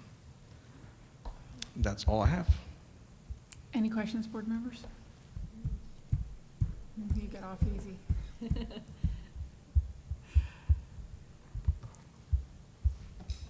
Next. School leadership and management? Are we on to that? Through the chair. The first three policies are student supervision and welfare, starting with 1213. This is technical changes regarding social media and the removal of the line of transporting students, which we do have a procedure for if needed. 3212 is an added line about instruction, and this is for instructional staff as it pertains to providing proper instruction in safety matters. And again, the technical changes. And then 4213, this is for support staff. There's an added line about reporting suspicious activity and the technical changes for social media. The next policy is 2410, and this is an added paragraph on the required anaphylaxis training at each school per the new state statute, which is under Ms. Holden's care and will be coordinated through the health services coordinator. Next policy is 2431. This is regarding interscholastic athletics. There's an added annual training required for exertional heat stroke and effective administration of cooling zones, which we already do, and the 26-27 requirement for the ECG, which we have in place. The new requirement would be twice a year, and we are currently using Who We Play For, who is rated the highest for this particular testing. 2431.06 is a new policy. This is on NIL, and this is in regard to allowing the rights of student athletes to use and benefit from their name, and simply states that it would be approved by the school and district staff. 5136, as you know, we have been in compliance with the new language for wireless communication devices. However, we updated it, and anywhere that it said cell phones, we put WCD or wireless communication device. And if you are interested, the Code of Student Conduct meeting is coming up. If you have any input, it's on December 9th from 5:30 to 7 in the TEC right in here. The next policy is 5200. This is on attendance. There were significant changes to the truancy procedures, basically a requirement that the student be referred to CINS-FINS, which is Children and Families in Need of Services, which particularly addresses truancy, running away, or any behavior before there is referral for truancy. 5223 is absences for religious instruction. This is minor changes just to the liability of the district versus parent. 5500, small provision to extend expulsions based on threat team recommendation. This would be the district threat management team working with CERT to align in case we needed to extend the expulsion. 5530, drug prevention. This is added fentanyl awareness and education day per state statute. 5600, student discipline. There's language added about principals being aware and giving, having the right to, for any teacher or bus driver's ability to request removal of a disruptive student. So they added that new language in. And then the last policy I have is 5780. This is the student and parental rights policy. They inserted a section on glucogen or prescribed pancreatic enzyme supplements and the self-administration of those with parent and doctor notes. The electrocardiogram requirements that were just referenced in the other policy, and then there's an update to include information about virtual charter schools. And that is the end of my policies. Any questions? Ms. Rosario? So, I'm not sure how, I don't have a question. I'm not sure how this would, stay at the forefront of planning, but just so that we're all aware, the Fentanyl Awareness and Education Day, is supposed to be on August 21st. It's so early in the school year. So we have a whole year to plan for it, or less than a year to plan for it. But, I mean, kids will only be in school for a few weeks at that moment, so it's just something, what? Depending, some districts start even later, so that could be the Well, first day of us, school. I'm talking about us. So, I don't know how that would work, you know, I'm sure it'll work out fine, but I find it pretty interesting that it would be that early.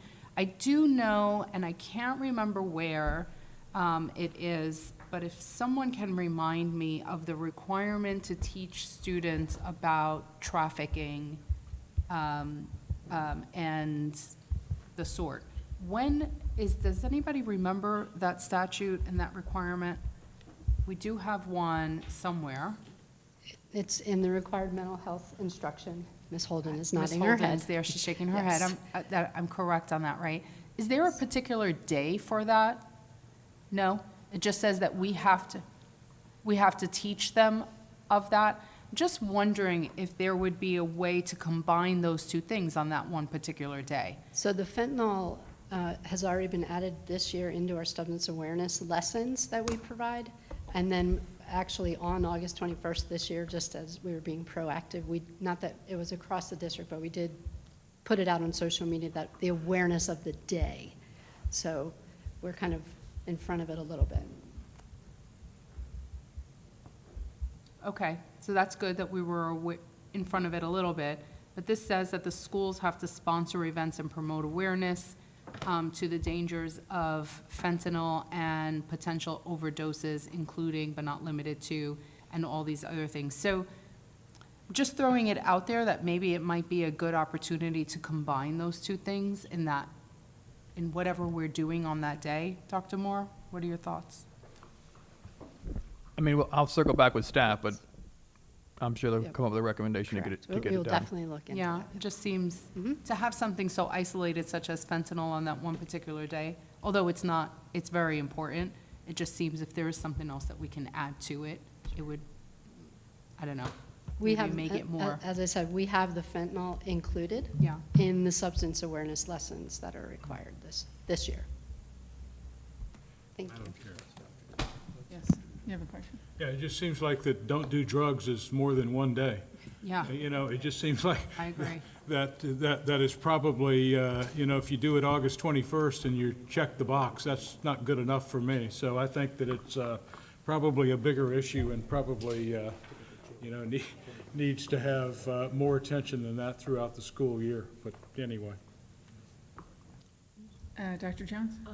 Just switching a little bit to attendance, and I see the changes where a parent can be virtual now and so forth, but Do you know what our attendance is this year so far in our high school and middle school?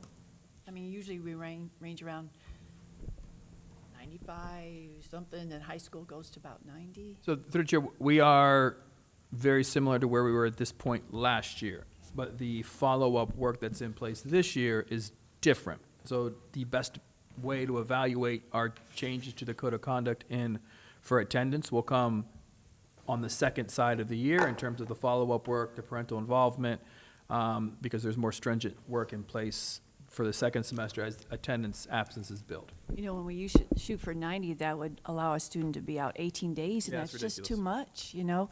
Love to hit 95 at every level, but I know that's a real community, parent and school Yeah, it's working yeah. together, because you need to be in school, you know, for the instruction, so, thank you.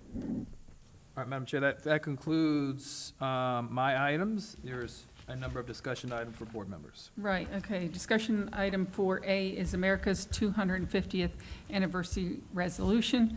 That is called the semi-quincentennial, I believe. Mrs. Rosario. Yes, so this came to me, and I think it's a fantastic idea for us. Many districts are adopting a resolution similar to this one. I did have it vetted. I already gave it to them. I just gave it to them, thank you. Oh, you didn't trust us. I did, it's already on your table, because it wasn't there before. Thank you, Ms. Maury. And it's already been vetted through Ms. Envil. So this is just a draft, it's just an outline, but certainly to commemorate America's 250th birthday, coming up in July, it would be fantastic if we as a district could support activities leading up to the birthday. And that's really what many districts are doing nationwide, actually, not just many districts in Florida. And clearly, it is an opportunity to show and teach patriotism, history, civics. It is an opportunity to celebrate learning programs for K through 12 students, and where programs and activities and all these things can involve the community as well, ensuring that students learn about their Constitution and the values of freedom, take pride in being an American, and so on and so forth. So I'm hoping that the board will support this, and then if so, I'd love for us to be able to adopt this resolution in December, you know, at our December meeting. So this way, you know, January, starting the new year, schools can just plan some activities throughout the year, again, leading up to the July birth date. And then, I think in July, if I remember correctly, I saw something that the county is doing at the July 4th, and I don't know if it's us or the county office or somebody's doing a really big July 4th, you know, to do, I think, commemorating all the activities, or, you know, and I got to find it because I did see it in passing. So it'd be a wonderful opportunity to, if that is the case, that all of the activities in the school would lead up to that. I do believe there is something going on. We'll figure it out. So that's all. So I'm No, I sharing think it with I you think all. it's great. Are you good with December, being able to put that on I there? mean, a lot of the work's been done, so thank you. Okay. You're welcome. The coordinating of activities, well, we can get it done, yeah. Mr. Dyer? Yeah, I see I think it's a great idea. I only had one question, and that was where it says that the school will give funding and then develop curriculum, civic activities, events. Is there anything in curriculum or anything you're going to have to do that is out, that is going to interfere with the other curriculum to? So for that's a draft, so Yeah, I'll have staff go back and look at it and make sure Okay. everything that we're doing is aligned. Yeah, that's what I was asking. As long as it's aligned, I think this is terrific. Dr. Jones?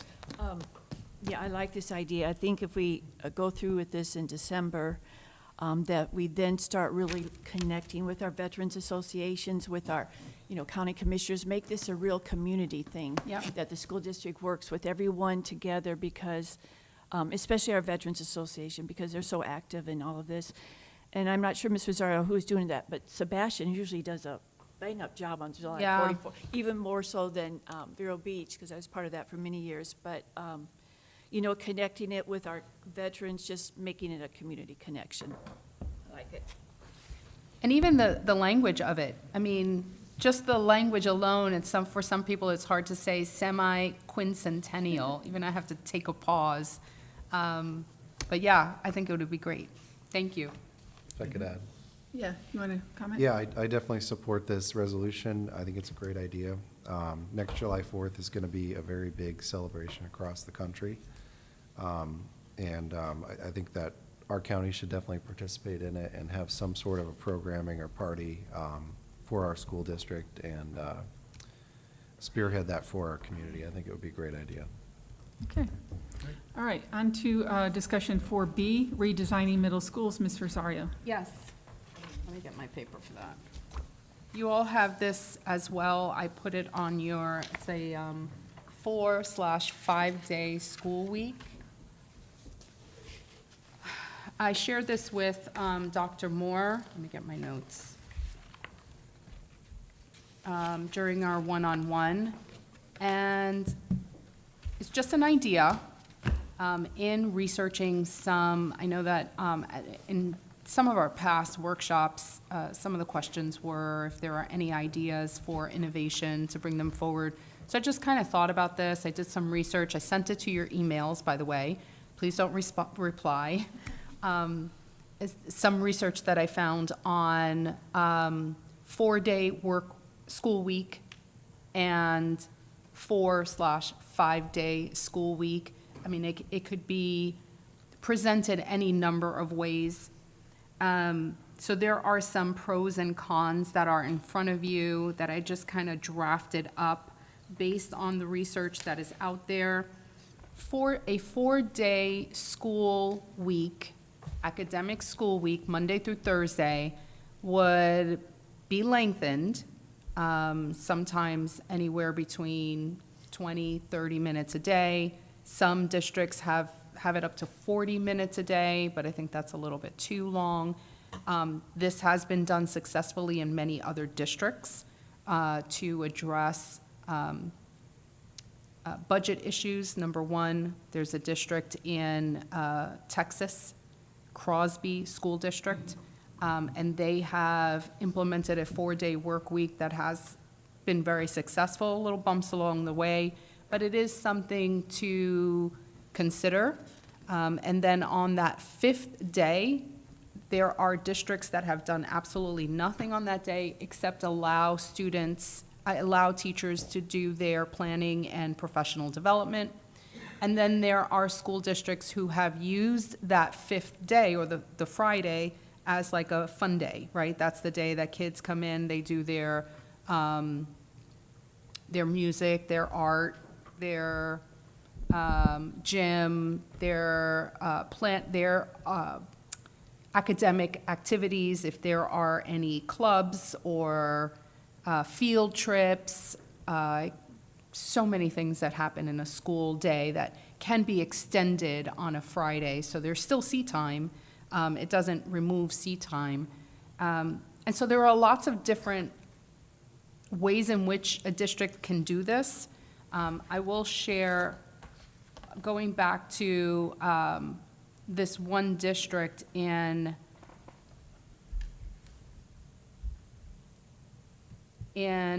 Texas.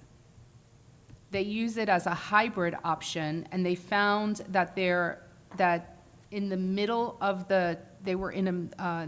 a teacher vacancy challenge, and they found that having a 4-day work week really increased teacher retention. So teacher hiring and teacher retention shot up significantly because teachers want to have that 4-day work week and then use that 5th day. Students and teachers came to school in Crosby for 7 hours and 50 minutes on Mondays through Thursdays, with Fridays used for staff development once a month. Teachers are not scheduled on other Fridays On their one Friday workday, teachers attend training in the morning and then use the afternoon to call parents, to grade papers, to plan lessons. And this is just, of course, one school district. It can happen in a variety of ways.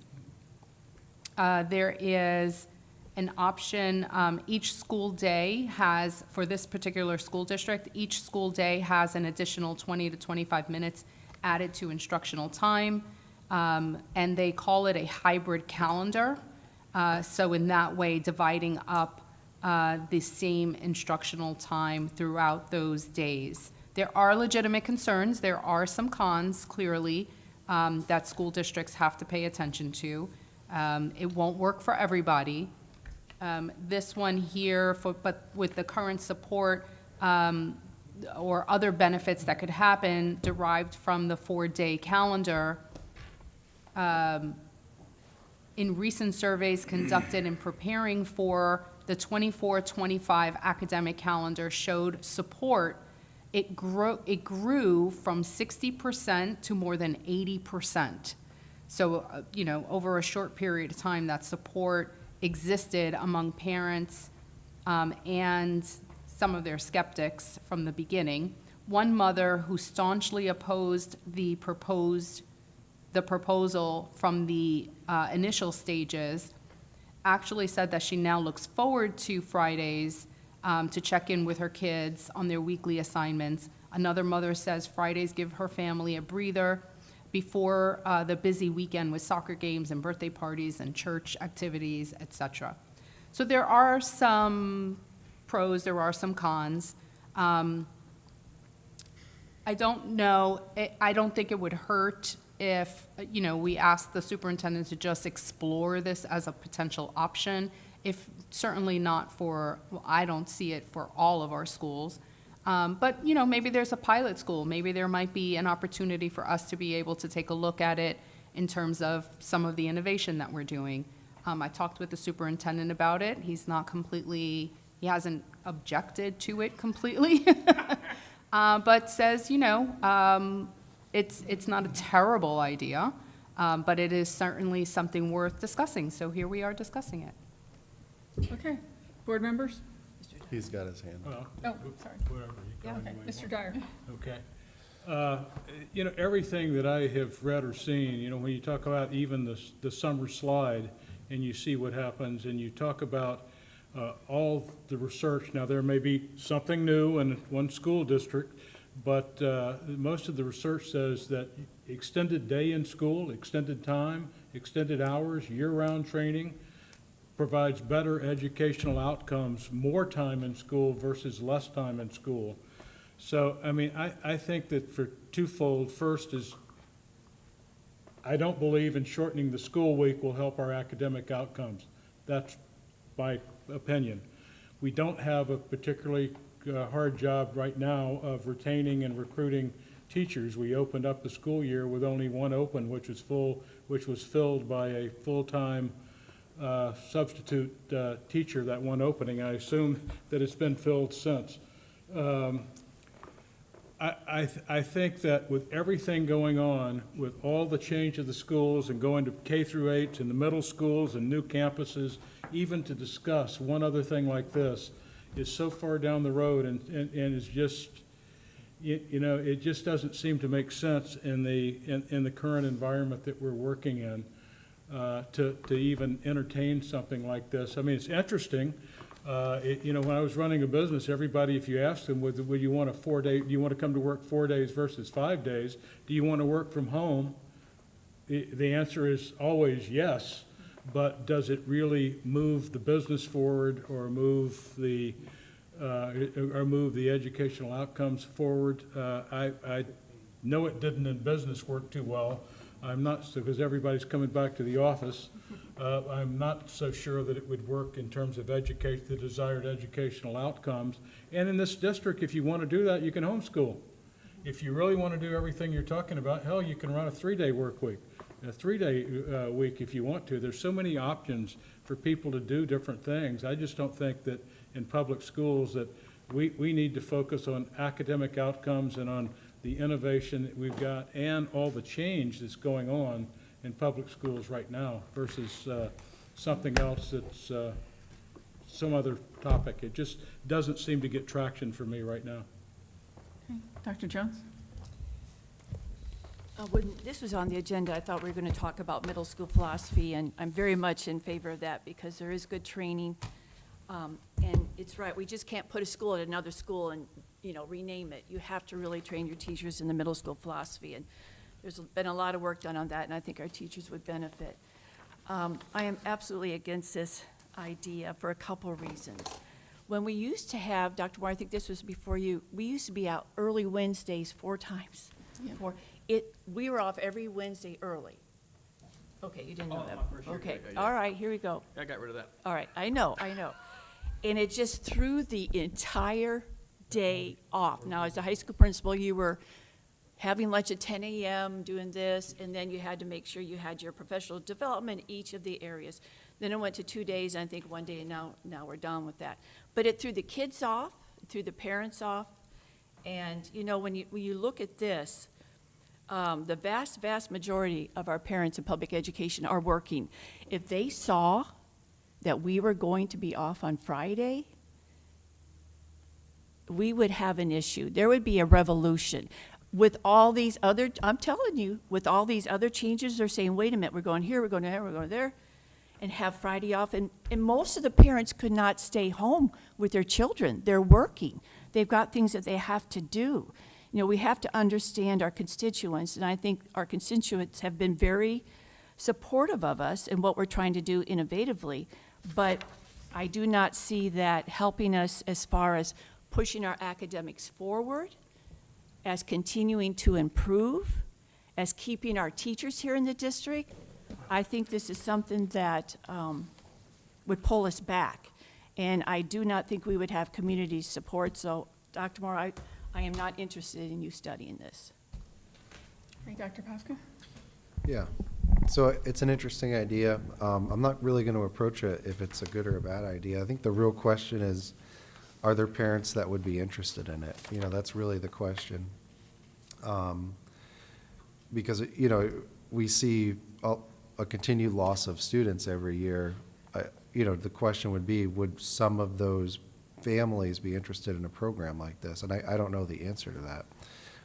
It may be worth trying to do a little bit of survey of some of these families to see if it's something they're interested in. But certainly if it doesn't have a cohort of people that think it's superior, then there's probably not a great reason to try to explore implementing it. But it may be worth just doing surveying some families and seeing if they have any interest in it. But I don't feel strongly one way or the other. At the end of the day, it's not a matter of it being good or bad. You could do school in a lot of different ways. It's really just a question of if parents have interest in it and if that will draw them in, I think. So, Ms. Rosario, you gave us all this, and I'm assuming that you wrote all of this and you didn't get it from somewhere, because there's no No. footnote. No. No, I wrote it. Okay, you wrote all of this. Yes. Then on page 3 at the top where it says the 5th day can be leveraged and all that, it says FES students. What is that, FES? Florida Empowerment Students, Florida Empowerment Students? Family Empowerment Students. The voucher system, the voucher Okay. kids. Okay, so I don't see that written anywhere else, so that's why it threw me off. This is kind of like an innovative idea. There are lots of them out there. I remember innovative idea that went for a couple of years and got thrown away. Let's see, whole language was one of them. Another one was they tore down all the walls in the schools and they had open school concept. Boy, that was crazy. And I've actually put forward year-round school because I've seen that work very successfully in different areas. But I have heard of some school districts trying this and failing utterly. So I worry about that part. And we are projecting a bunch of change here in the next year or two. So maybe this is something we can revisit after that. I'm not a proponent of it right now because of all the changes, but maybe in the future. No, that might be this something. is what it's all about. It's having these discussions. Of course, it was an idea. The complete 4-day work week is not something that I am 100% in favor of. I'm not championing that. I'm certainly more for the 5-day. But, you know, depending on how schools could be scheduled, how Monday through Thursday could be scheduled, Fridays could be used for so many different things that are still academically challenging. You know, you have STEM labs, you can have robotics, you can have, like I said, art, you can have extended orchestra practices, you can have foreign language debate, you can have anything from the SAT or ACT training or CLT, test taking, test prep. I mean, these could be times where students can even go, like I said, and volunteer and have internships. And yes, it was initially thought of for the middle school. That's why I have it titled for middle school, you know, to discuss middle schools, just because our middle schools just need something different. So yeah, so this was just all a brainstorming weekend where it just came to me. I started doing the research, and I wanted to bring it out here to see what you all think about, and if it is something, even for, you know, potentially our gifted students. Our gifted students might be able to benefit from something like this, where they could, you know, use Fridays to create a project-based learning assignment and then present it and challenge each other on that, or, you know, compete, or I'm not sure exactly what they would do, but there are certainly ways to use Fridays academically that would still benefit students, but in different ways, right? So it's not just the traditional sit down in a seat learning, but they're still actively learning. Dr. Moore, do you, oh. I'll add a Doc- little. Yeah, I mean, I guess from my perspective, you know, we're looking for innovative ideas. There's no such thing as a bad idea to bring it up and discuss it, right? I don't think anyone wants to dive into this, including Member Rosario herself. But it's an interesting thing to discuss, and as time goes on, it could be something that could be useful in some niche way. For instance, you know, just continuing the discussion, a gifted school that has different programming and is year-long, and they do 4-day weeks, could be a very fascinating thing to look at. And maybe you even mix middle school and high school together. It's a gifted school. It's a boutique school. That's interesting. And it's year-long academics. And what that extra day would give them would be a lot of time to do experimentation, to build their portfolio for college applications, like legitimate Yeah. experiments out in Love the it. community with other partners at, you know, for instance, the Environmental Learning Center or such. Or even people that are gifted but also are interested in tech stuff. They could have that day where they go and shadow a specific mechanic at Dyer or these other places and lock in, you know, continued constant experience in that tech industry that they're trying to get into. So it's a fascinating thing to talk about. Obviously, we have a lot of heavy lifting right now. I don't think that Member Rosario is trying to insert this into that complete process, but it is the best time to discuss these things and at least bring them up for discussion, and maybe it comes back around at some point. Yeah, thank you, Dr. Posca. I think those ideas that you brought up are great. I love those ideas as well. It's exactly what I was hoping that we would get from a rich conversation about this topic. And by all means, take a look at the research that I sent you, and there's certainly research out there that I did not include, for sure, but I appreciate the discussion. Oh, Mr. Dyer. Yeah, I have two things. One is I think discussion is good, but a rich conversation happens when you don't get it, and I'm trying to read it right on the dais, right before it's done. I would have had it a few days in advance. Well, I didn't see it. No, not at all, but Yeah. it was a conversation with Dr. Moore, and then of course he said, well, let's have the conversation, let's board members have the conversation.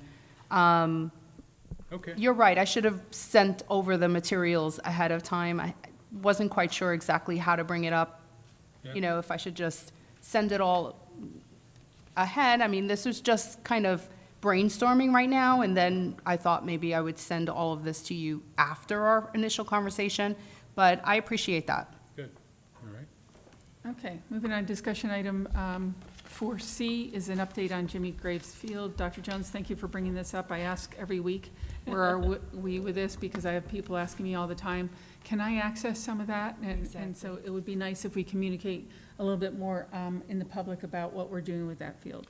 And the reason I brought it up, because I live off 16th and I go by and see the great advancements every week. And I know we're close on a couple things, and I've talked to Lenny Jankowski, because we're looking to see, when will it be ready? Will we have an opening ceremony with that, our wonderful playground? So just an update, Dr. Moore. Thank you, Doc. So we do not have the occupancy, seal of occupancy, Bruce, what do you call it? CO. We should have it in January. There's some lighting issues, and there's the punch list that you got to knock everything out. From an external perspective, it looks absolutely amazing. I had the opportunity to engage with Joe Graves actually Friday evening. He is just ecstatic in terms of what he's seeing. It gives you goosebumps just to talk to him about this board bringing that to life for him and our community. Amazing. So we plan on having a ribbon cutting in January. Just this week, Dr. Jacobs and Dr. Shafty, along with Ms. Knupp, finalized the deal with FP&L. So we're going to bring back to this board a $500,000 donation to support the FPL Bright Spot Playground at the Jimmy Graves Community Complex Center. That's a $500,000 gift, keeping in mind their Mr. Brackett, Debbie Mayfield, Grawl, they all were instrumental in getting the $3.4 million to help build this through the request process. There are individuals, like I gave $500,000 as well for naming rights of the Billy Wilson track and field. The city gave $1 million to make this happen. So this really was the community coming together from multiple perspectives to give this space back to our community. So we're coordinating all of those people who made this happen for us in January. We'll have the occupancy, and then that's when it will become the track and field. We will open up the playground, create the procedures and processes as to how you're going to supervise your children when you're in that particular playground. So we're very, very excited to come back in December, accept that donation of $500,000. And then coordinate the opening in January, where we're celebrating all of the individuals who made this happen for our community. Thank you. Just wanted the update. Thank you. Okay, and 4D is the update on Schools of Hope. Yes, I contacted our attorney, and we've had several emails from our attorney. Wanted her to share with the public the specifics, what's going now on since the date has passed for letters from Schools of Hope to the district. And I know she has sent that to us. I think we received one at 12:01 after the deadline. A lot of people are now asking questions. Board members are speaking to their public about what is happening. So I just wonder if you could give us the update where we are, the applications, what the procedure now, and I know there's a bill now, I believe, Senator Rowson. Yes. And what does that say? Just so many questions from the public. So I think so I'm going to start with the fact that we have received 2 building notices. One was received from Mater Academy at midnight on the day starting on the 11th, and then another one was received from Somerset Academy at 12:07 a.m. Both were for co-location at Pelican Island Classical Magnets. Keeping in mind that the report that they're relying upon for the fact that they believe there's capacity at Pelican Island Classical Magnet School is a year behind. So their building notice did not recognize that it now is a K-8 classical magnet. That being said, we're working on draft responses to each. With respect to Mater Academy, we're working on, I haven't had a chance to meet with Dr. Moore yet today, working on an acknowledgement letter and a confidentiality agreement because we're required to provide them under the statute with the floor plans, and I have some serious safety security issues about that. And then with respect to Somerset Academy, they were on the the Board of Education's agenda for approval as a HOPE operator last week, and it got pulled. So we're working on a response for that as well, because if they're not a HOPE operator, it's my position that they can't then send us a building notice because they're not authorized to be a HOPE operator. So we're working on that kind of communication as well. We're working with, it's a collaboration with other school board attorneys throughout the state. Last I heard, there were 684 notices that were sent in 22 districts, and 2/3 of those notices were from Somerset and another academy that's not yet listed as a HOPE operator. So we're all kind of working on these things at the same amount of time. We have 20 days in which to respond, so that I calendared that out to be December 1st. And so we're going to be looking at what the school board has already proposed for Pelican Island Classical Magnet, and how does that mesh with that. The standard is that it is material impracticability, which is not defined by the statute, so we're going to have to work on that. There has been the issue how they came in here. I think we discussed it in our workshop before. Was I'm thinking, I don't know, the building notices aren't specifically clear whether it's persistently low performing, which we know we don't have that. So my only assumption is that they're coming in under the Florida Opportunity Zone option, if that makes sense. And so we're going to look at that kind of thing too. We do have Florida Opportunity Zone in, I think every county has them as well. But we're working at making sure that we have those responses and that we're going forward with that. With respect to the new proposed legislation by Senator Ralston, that I don't know what kind of, how that's going to be received, but the proposed red line that I think I sent to you all would clarify some of the issues we have, and there's so many questions right now, because the no cost is of extreme concern, because with everything we're doing with innovation, as written, it would appear that if we have a surplus school, we'd have to go in and support it with all of the operational functions, and then they move in at no cost to them. And that would defeat the whole entire purpose about what we're talking about. And before, what we were talking about before we received any of these building notices, has been a long time, assertion to improve our efficiencies. So In the original bill talked about empty schools, and still we would be responsible. So, that's how the law is written now in the rule, right? That's how the law is now. So we're hoping that the glitch bill or whatever's being proposed would kind of fix that for us, because it does not make operational sense. We're trying to do all these innovative things to support what our students need, and then to have a School of Hope move in and not have to pay any of those operational expenses, it'll bankrupt the district. And just one more comment. I think all of us are trying to get to people to talk to them about this. Dr. Moore, have you heard anything from FADS or Ms. Berenborg from FSBA? What are districts trying to do? Because this law needs to change. This bill needs to change. I agree from a superintendent's perspective. There was a call last Friday, and there's constant communications. Obviously, there's some districts that have 80 letters or 50 letters or 40 letters. We have just the one, but it is creating this coordinated cadence of our responses, making sure that it is united. So in that sense, I think it's a good thing in terms of us working together from a state perspective regarding this is just a little too much in terms of truly crippling us in our ability to do our work. From my perspective, we continue to move forward. Pelican Island will be at capacity in 2027, so there's absolutely no way they're going to have space in 2027. So if you're listening, no space there, because this board already took action to fill that school.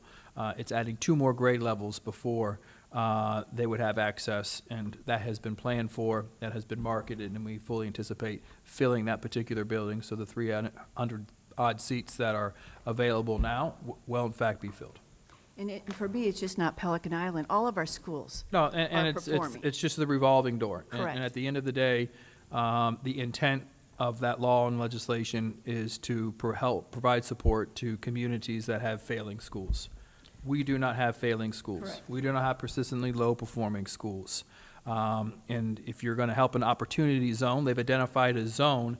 What are you doing outside of that zone? It makes no sense from that perspective either. So if you have to have it to provide an additional opportunity when districts are failing the community by having failing schools, fair. Service those children from that school. Or if you want to support the development and growth of a specific zone within a community, have a school within that zone. And if you did those two things for Indian River County, we would be okay. That would eliminate them from being in our county. In other counties, I still would have issues even with those shifts. It still wouldn't be cool with me, but at a minimum, that protects this community. But also those going in would get an extra 4,000, was it, per child? What was it? An additional, above your base allocation, Yes. additional $4,000. Ms. Berenborg, anything going on at FSBA? I'm on several committees, but. Yeah, there's a lot of talk about it. We have an advocacy meeting this Friday that's Yes. on the agenda. The last I heard, which I connected with them this morning, was, we're working with FADS and their team to come up with a joint kind of proposal on how to have everyone advocate for what the need is for this bill to change. So you should hear more about that probably by the end of the week or next week. Friday, yeah. Yeah. All right, just wanted to have an update. Anybody else? Ms. Rosario? Yeah, there is a Senate bill that was proposed by Senator Rousen, Senate Bill 424. She already talked about it. Oh, did you? I didn't hear you say that. The what? Just go ahead. I just remember the first part of the bill was pretty specific. No, the senator is suggesting that there would be a strikeout for all the things that we are hoping to be removed, right? So that would be opportunity zones, that would be the co-locating within a school district. So basically going back to what the bill originally had. The one thing that is not in here is the personally identifiable information, which has been codified in the last law to allow Schools of Hope to have all of this information from our school district as an entire district. And I find that extremely disturbing. So if there is anyone who is listening who would support the changes that Senator Rousen has put forward, please contact your senator and your representatives, everybody, and just let them know to please support these changes. I do have a question for Ms. Envil. And I'd like to, I don't know if this has been raised at all, but wouldn't there be a constitutional issue in terms of authority over what the school board rights are over schools when this particular, if Schools of Hope were to come into our school buildings, wouldn't this pose a constitutional issue?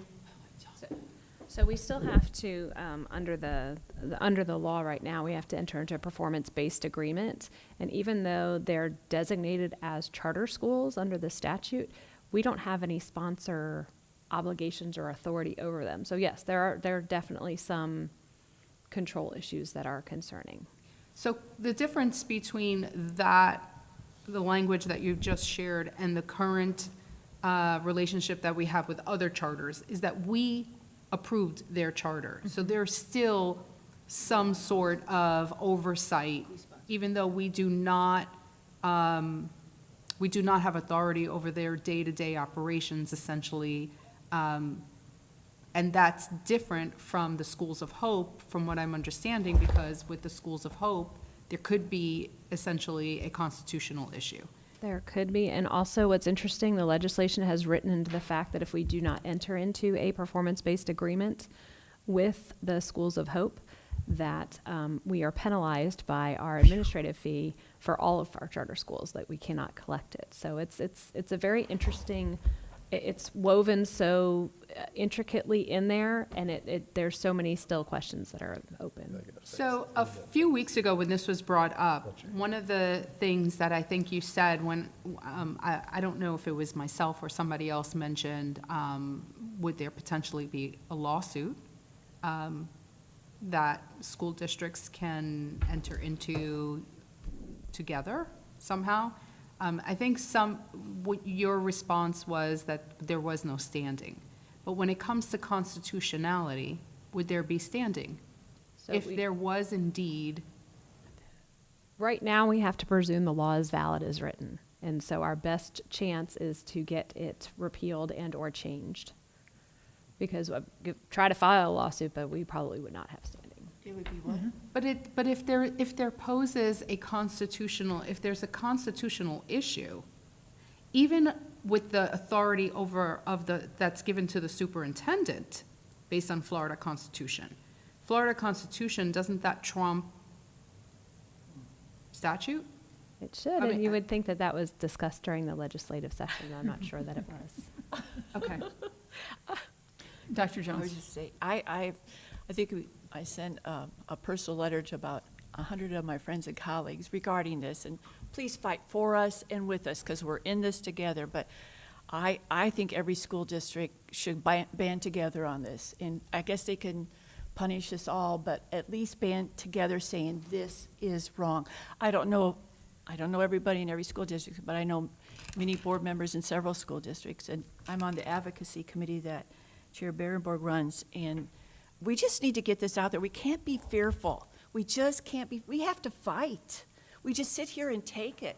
We have to fight for these public schools. I mean, our community's fighting with us, they're fighting for us. I mean, they're here, they're looking at our innovation going, okay, we're gonna roll with it because we trust you.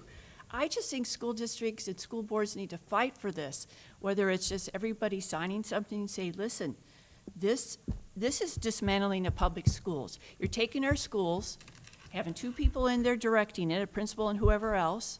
They're getting extra money and they don't have to pay for a flippin' thing. This is wrong. As my dad would say, this just ain't right. We have to fight. I'm willing. This just ain't right.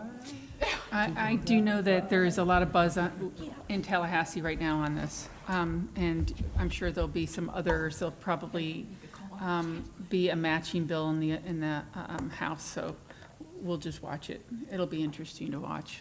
Okay. All right, so I'd like to adjourn the workshop. The time is 3:17.